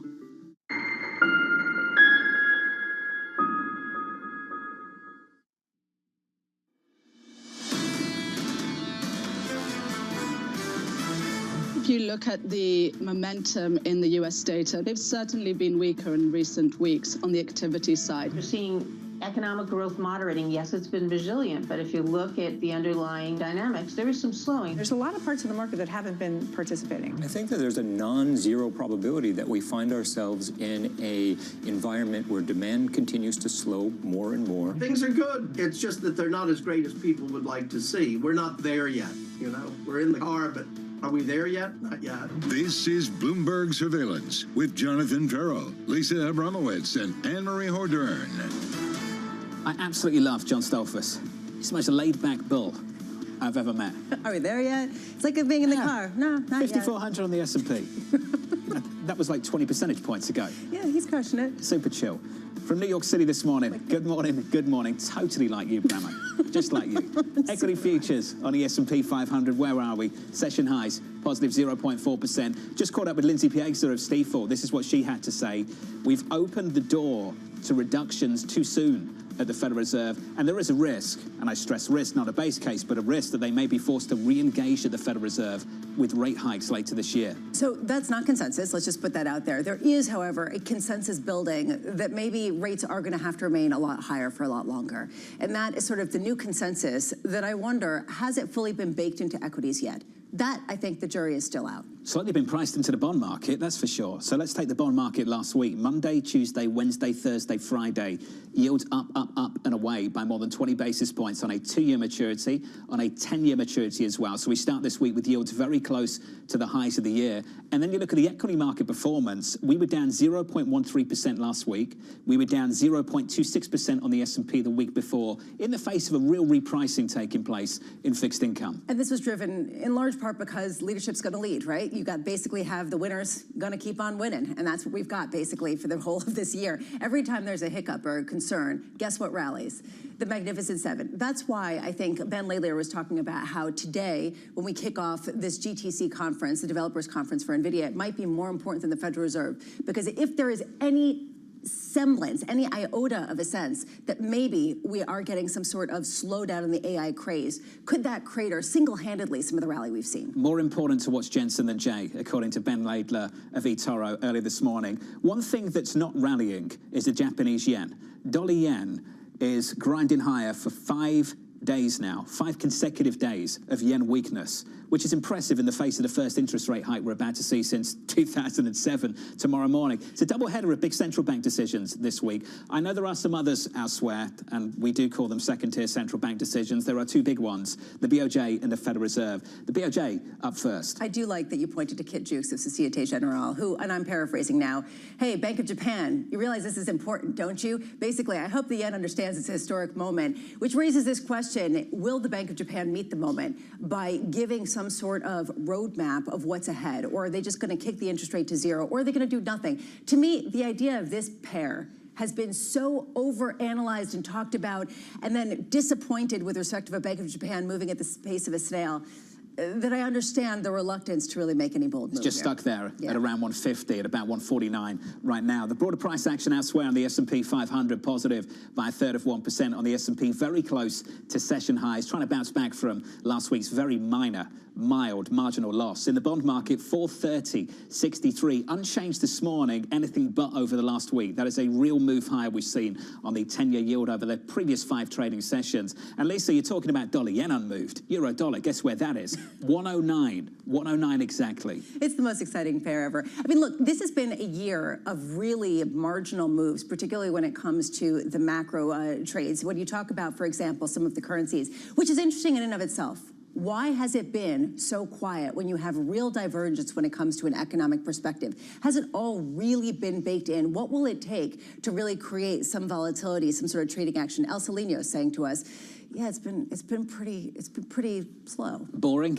Would you go as far as saying it's boring? Word because that's sort of they call it slow, you call it boring. Well, I don't want to call it boring because nothing's boring. You can find really interesting things. Of course you can. This hour will not be boring. Coming up, Michael Schall of Market Field Asset Management on what to expect at Chairman Powell's news conference. The CEO of Barclays, CS, Venkatakrishnan, on the bank's restructuring plans, and James Camp of Eagle Asset Management on why he thinks it's likely the Fed passes on cutting. We begin with our top story. Following 2 weeks of losses on the S&P 500, investors turning their attention to Wednesday's Fed decision. Michael Schall of Market Field Asset Management writing this: we may see some criticism of the exuberance being shown within asset markets, or at least some pressure on Chair Powell to comment on this issue during the presser. Michael, I'm pleased to say, is with us. Michael, this has been the Lisa question of the week. Are we going to get some criticism of financial conditions being too easy? Are we? I realize after writing about that, pressure is a bit of a tongue twister. But look, I think that is the question. I mean, I think the Fed unnecessarily moved its guidance back in November, December. I think no one has a crystal ball. I think if they knew what the economic data would have been over the next 3-4 months, they never kind of would have moved it. And you could say, okay, nothing really happened, but asset markets have behaved very, very differently since November, December. So, well, no, I would like to know why you think that this is different, that suddenly he's going to care now when he didn't care in December. I think there may be some pressure put upon him. I mean, I think his press conferences have been fairly easy for him since November, December. I think he's sort of been in control of the narrative. I think he's started to be seen as a successful federal board chair. Asset markets have been strong, but everybody kind of likes that. I think that you run the risk now that if you continue to promise, if you continue to guide lower, if you continue to say we're going to use whatever opportunities we're going to take to cut rates, the asset markets move uncomfortably higher. Which is a reason why I think a lot of people are wondering if they give some sort of guidance longer term. I just wonder, just to put a bow on this, so you think that Jay Powell is more important than Jensen Huang today when he speaks at the NVIDIA conference? Is just to sort of say, put a bow on that? I mean, they're completely different issues to me. I think NVIDIA controls the NASDAQ, and you could say the NASDAQ controls the S&P, but the economy is controlled by the Fed. Neil Dutta of Renmac just wrote in. He made the point about stocks still doing okay in the face of getting rid of these interest rate cuts because of nominal GDP being a whole lot stronger. And in this environment where firms can make money, why would stocks tank even without the rate cuts? Is that your view? Can you retain that sort of bullish view on stocks regardless of what the Federal Reserve is up to? I mean, I think nominal GDP is about 5.5%, which is about where the Fed is. The other side of nominal GDP is triple B yields are almost exactly where the Fed is. I mean, this is a pretty favorable operating environment for corporate America. So what do you like right now in equity markets with that in mind? You know, I like that there's some life finally in the sort of economically cyclical stuff, because if the economy is okay, you know, that stuff should really be being rewarded. You know, I think energy's had a pretty lousy 12 to 18 months, but has quietly had a pretty good, you know, doesn't feel like a good start to the year, but you look at it now, it's starting to look okay there. I want to sit on that for a second. The rally last week, it was a sell-off more broadly, but energy stocks rallied tremendously. Is this a good rally for the economy, or is this a bad rally, considering that it really speaks to the reinflation in goods? Well, it depends which part of the economy you're in. The people making the goods, I think, are going to have a pretty decent year. I think at the end of it, you know, there's squeezes on other sides of it. But look, you've had this like crazy story of COVID, and we all understand the massive reflation that came with it. And then you had a sort of very favorable withdrawal of those pressures, and you know, I think you're going to have a sort of mini bump now. It's going to be nothing like COVID, thank God. You're going to have none of the sort of crazy distortions that we had, but you've had a very long destocking cycle, which looks like it's finally come to an end, and you're going to see a reinvigoration, I think, of the commodity complex and the people that benefit from it. I just want to make that really clear. You think the disinflationary trend of the last 6 months is over? In the goods economy, yes. The service economy is completely different. The service economy never really had a disinflationary trend. There's lots of ideas out there about shelter and what that's going to do.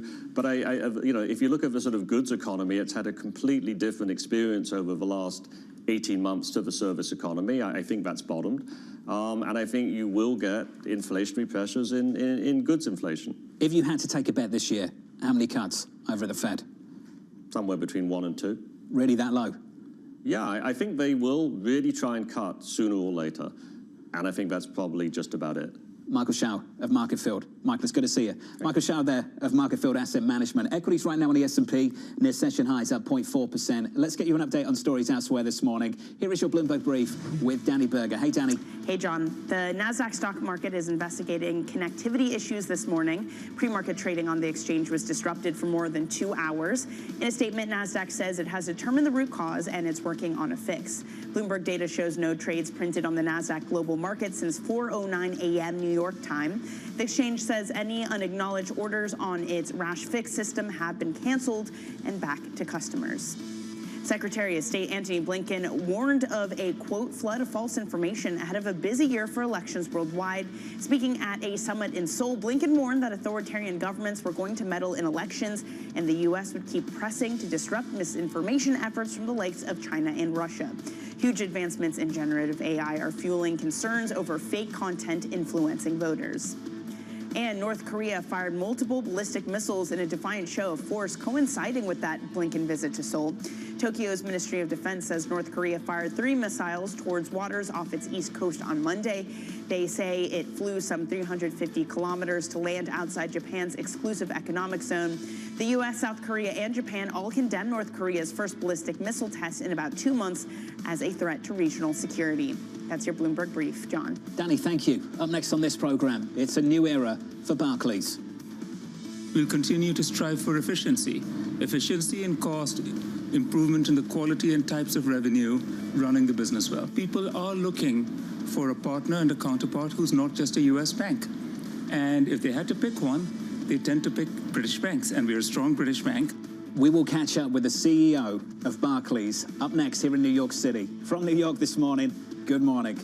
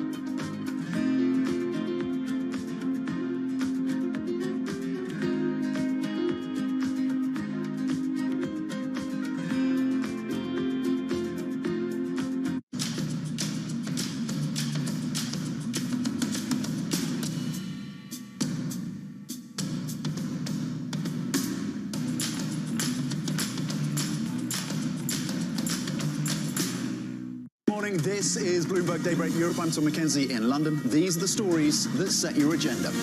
Taking you from the U.S. market's close to the overnight session in Asia. We'll walk you through what you need to know to kickstart the European trading day. Live from our European headquarters, we bring you the day's top market-moving stories, unmatched expert analysis, and on-the-ground reporting from across the continent. Tune in every weekday at 6 a.m. London time, only on Bloomberg Television.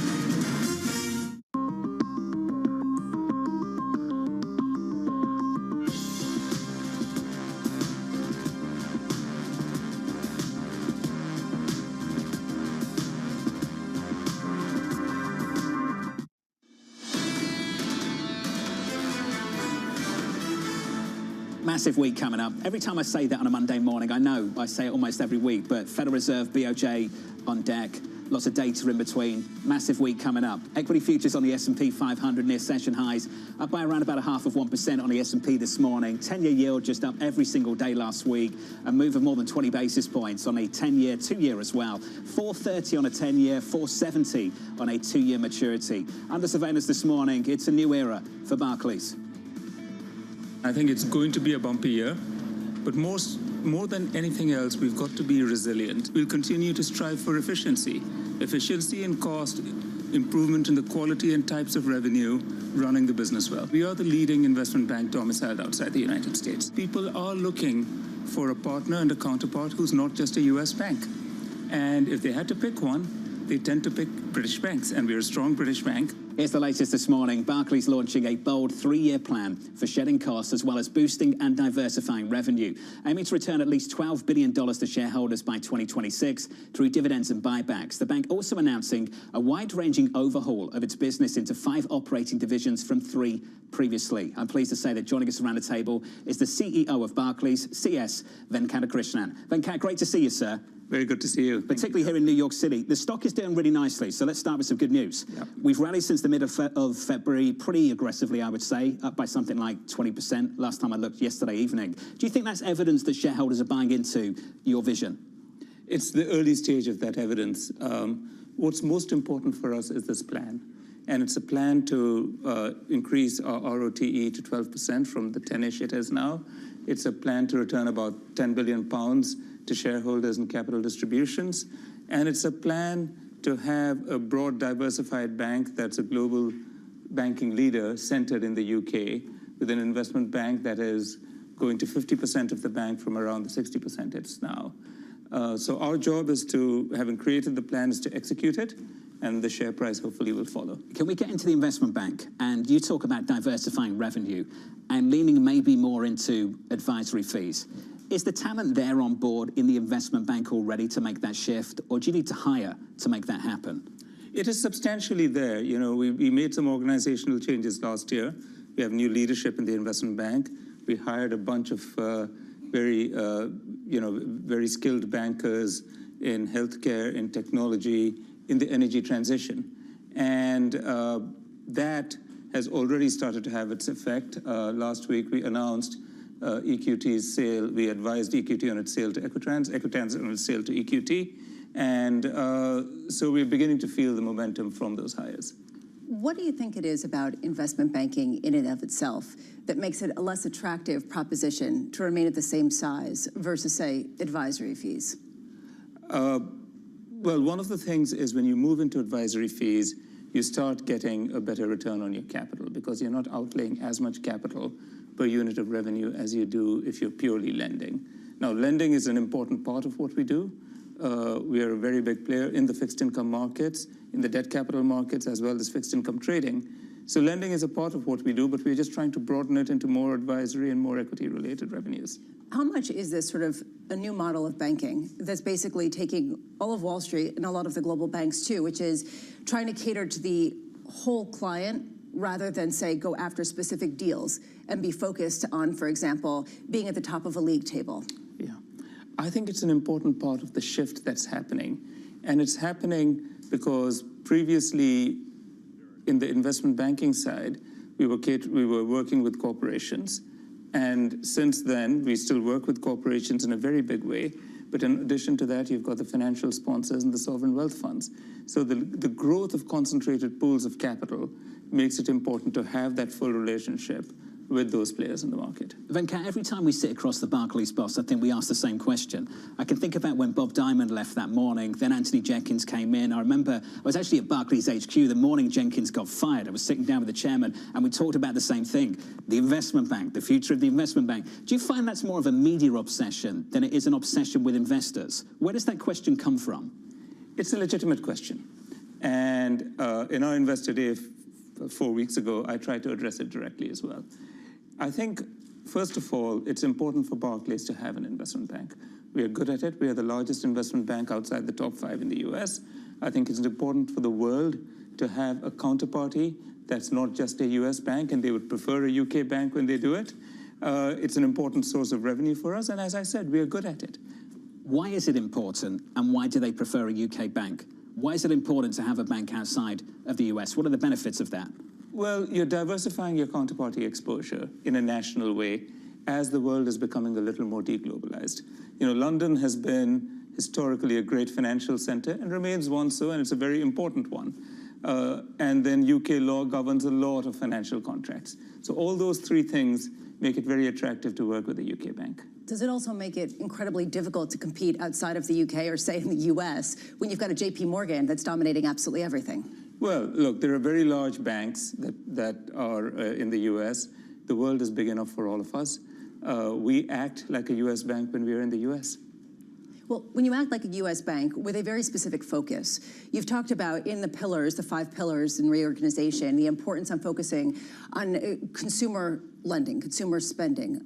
Recently, you offset some risk from your credit card portfolio.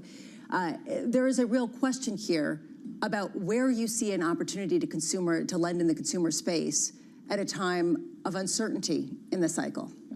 So we view the consumer space in 2 ways. In the US, we've got a great credit card business, but it's very specialized on partnership cards. We've got 20 corporate partners, very blue chip corporations, 20 million underlying customers. We're looking to continue to grow that partnership card business in the US in a measured way because it has great synergies with our investment bank and it's a great overall business for us. In the UK, we have strength across the consumer franchise and in small business banking and corporates.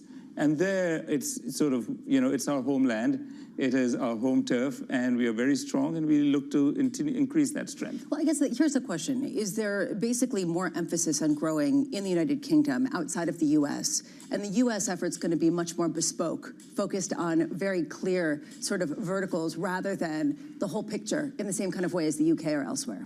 Yeah, so the way I think about it is that we've got a complete banking presence in the U.K., touching customers from the very largest corporations down to individuals, and offering them the full range of financial services.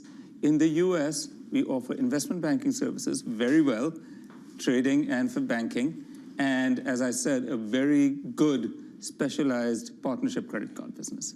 We had a rate shock, big time, on both sides of the Atlantic in the last 12, 18 months. What we haven't seen is the credit stress off the back of that. As you look across the business at the moment, corporates, consumers, the US, the UK, are you seeing any of that emerge at all? You're seeing small signs of it in the consumer side with just a tick up of delinquencies off the COVID lows. And I think, look, employment remains extremely strong, or unemployment is low.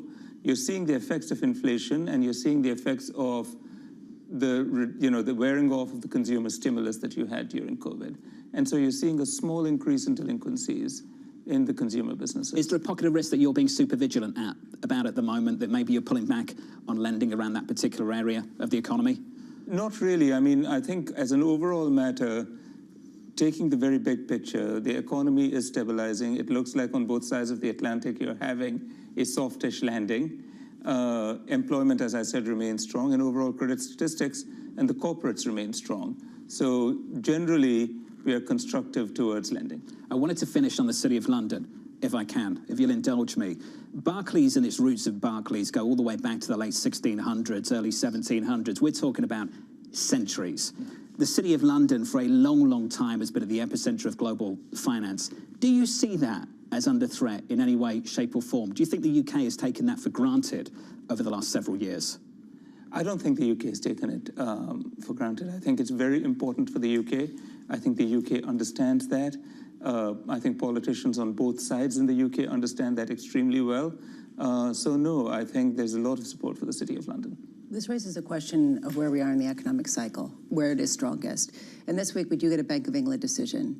Is it beneficial if rates stay higher for longer, or do you want them to come down to support the economic growth and maybe some of the engine that John was talking about? So ultimately, that's a decision they have to make. It's very important to balance. Sure, but, yeah. you know. You've got to make a call. I actually think a little prudence and waiting a little is not a bad thing. You think there is an option there to wait a little longer then? Why do you think so? Why is the bigger risk maybe to cut too soon and not to hold too long? Well, I think that the economy is stabilizing. Employment is still robust. Inflation is coming down. So I think on the balance, it might be more prudent to wait a little longer. Now, our house view and that of many others is for more rate cuts over this year. Would the same apply to the US? The same characterization of the situation? I think so, yeah. Well, but just, would that be good for you? Are high rates good for banks, or are they bad for banks? This has been a perennial question. Stable rates are good for banks. Venkat, very diplomatic. We appreciate your time, sir. It's fantastic to catch up and Thank you. See you here in New York City. Thanks for being with us, good to be sir. here. Thank you. CS Venkatakrishnan there of Barclays on the situation, Lisa, from the United States to the UK, the differences, the similarities, and the path forward. It's a big world. There's room for all of them. Here's the question. How do you sort of rearrange when the pools of capital, concentrated capital, are shifting globally in terms of where they are and how you cater to them? Thinking of sovereign wealth funds, I'm thinking of just wealth management and how much that's ballooned over the past few years and how banks are rejiggering their entire investment bank. I mean, we're hearing that from Barclays, from Morgan Stanley. We're hearing that from also Citigroup, you know, in terms of how they're thinking about the world. It's a shift responding to real shifting pools of capital. The question on the investment bank just won't go away. And I think it is one part media obsession and then a bigger part just an interest in general over the future of that. But just repeatedly, it just keeps coming up, keeps coming up. Because traditionally it was who scored the big deal. It was where were you on the league table. And there's a question of whether that is an antiquated model that no longer bears fruit in the same kind of way, especially given the trading and some of the real kind of booms and busts of the past, you know, number of decades. But, you know, ultimately, if you are looking at a new model, it's part of that full service model. Yeah. It just has a different tenor. They've been absolutely dominant for a long time in debt capital markets, and we're looking for a pivot towards more of the advisory stuff coming out of the investment bank in the future. Coming up on this program, we'll pivot from banks to Boeing. A disastrous start to 2024 keeps getting worse, and it could be about to hit the passenger in the pocket. That conversation just around the corner. Equity futures on the S&P 500 set up as follows to start your trading week. Equities session highs up 0.6% on the S&P 500. Big moves in the bond market over the last week. We start the week on a 2-year in the 470s, on a 10-year in the 430s. Yields just about unchanged on a 10-year maturity. In foreign exchange, the euro slightly stronger, 109 on euro dollar. Live from New York City, this is Bloomberg.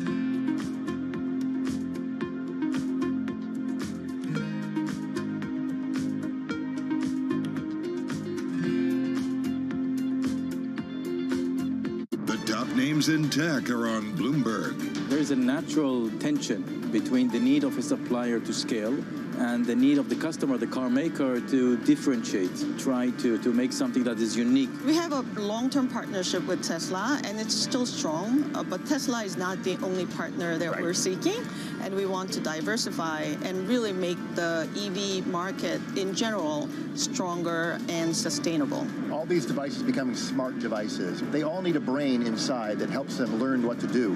That brain inside is ARM. I'm believing the next user experience is going to be based on Gen AI on the phones. We're optimistic that we could start to see devices as early as this year. Our job is to create index products, and then to be the listing exchange for those index products that allow investors to invest in all sorts of tradable instruments, including now Bitcoin.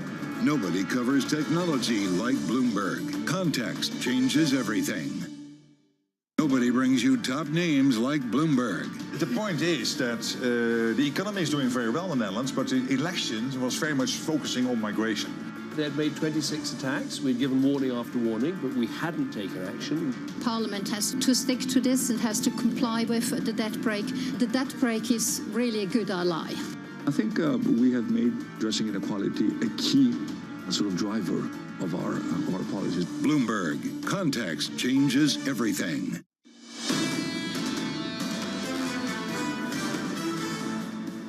Stocks, session highs up by 0.6% on the S&P 500, on the Nasdaq, positive by more than 1%. We're rallying hard to start the trading week with two things in focus. One, central bank decisions. The other, Nvidia has got a developers conference. And let's just say the enthusiasm is pretty big right now. Bramo, on that particular stock. I think that's pretty much of an understatement right now, considering the fact that people are looking for all of the applications that you could potentially get from artificial intelligence. We're hearing about how it's going to transform everything from healthcare to banking to the retail sector, Chipotle, for example, and some of the others at a recent retail conference talking about how they can automate more. So the avocado is coming to the avocado. Is that what it's called? Yeah. Did you ever see that? No. It like cuts it in half, the avocado, and then it like scoops it out. Okay. Because it saves a certain amount of time.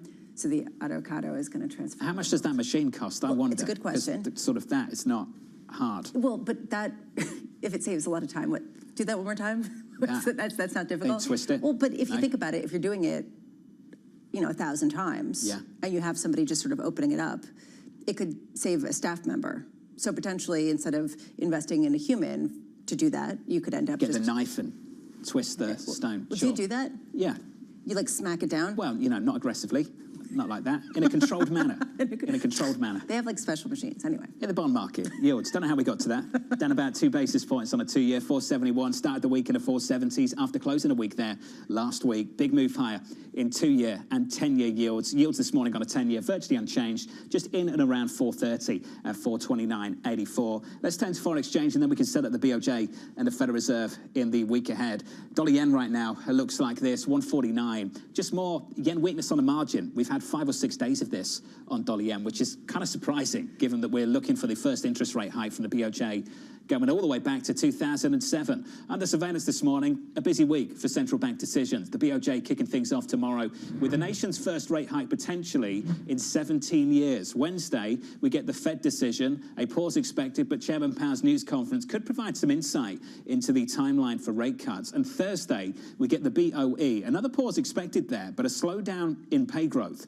likely to mean fewer calls for higher rates. Interesting that we just caught up with the Barclays boss. And if you are just joining us, CS Venkatakrishnan, the Barclays CEO, joined us around the table just moments ago. Just some insight into how we felt about the Bank of England there, that maybe there are some benefits of waiting. A question we've asked stateside about the Federal Reserve: what is the biggest risk, cutting too soon or holding too long? Clearly, there is a bias there, maybe, that the biggest risk is cutting too soon. Which seems to be what the market is baking in, this idea that maybe we don't fully understand just how resilient some of the inflationary pressure is.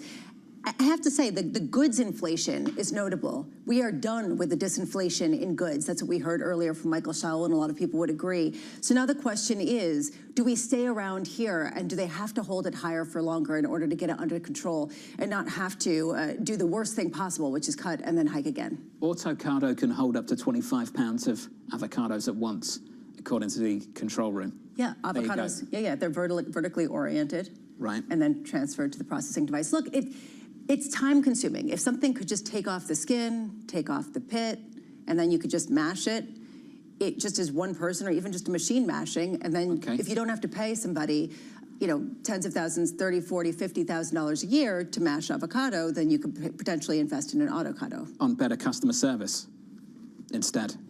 I get the sense that you don't feel like the customer service at Chipotle. I've never been. This is also my shocked face. Never been. In fact, maybe I've been once when it was in London. It's pretty good. I don't think I've been in the United States. This is the type of thing that they're talking about. Avocado. Okay. Good to know. Thanks for that, Lisa. Shares of NVIDIA are rising in the pre-market ahead of the company's AI conference starting today. The CEO, the speech kicks off the week, a platform he's often used to introduce new products and outline his vision for where the technology is going. Stock's up by 2.8% this morning, which is just kind of nuts.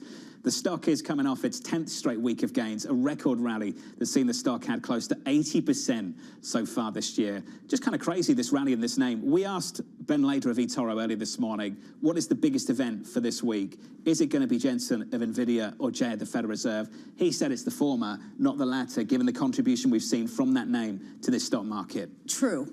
Of course, the question is why, right? What are they going to announce or what are we going to see? And that's the reason why I pointed to avocado. I realize that's not exactly AI, but what are some of the adaptations that are going to change business as we know it in different places, and how quickly is it getting developed? And that's where I think that potentially you could see a broadening out in the rally, other kinds of industries really do well. So this is why it actually is really key. I'm watching this. We said a few weeks ago it's 5% of the S&P 500 and 99% of the reason to buy stocks.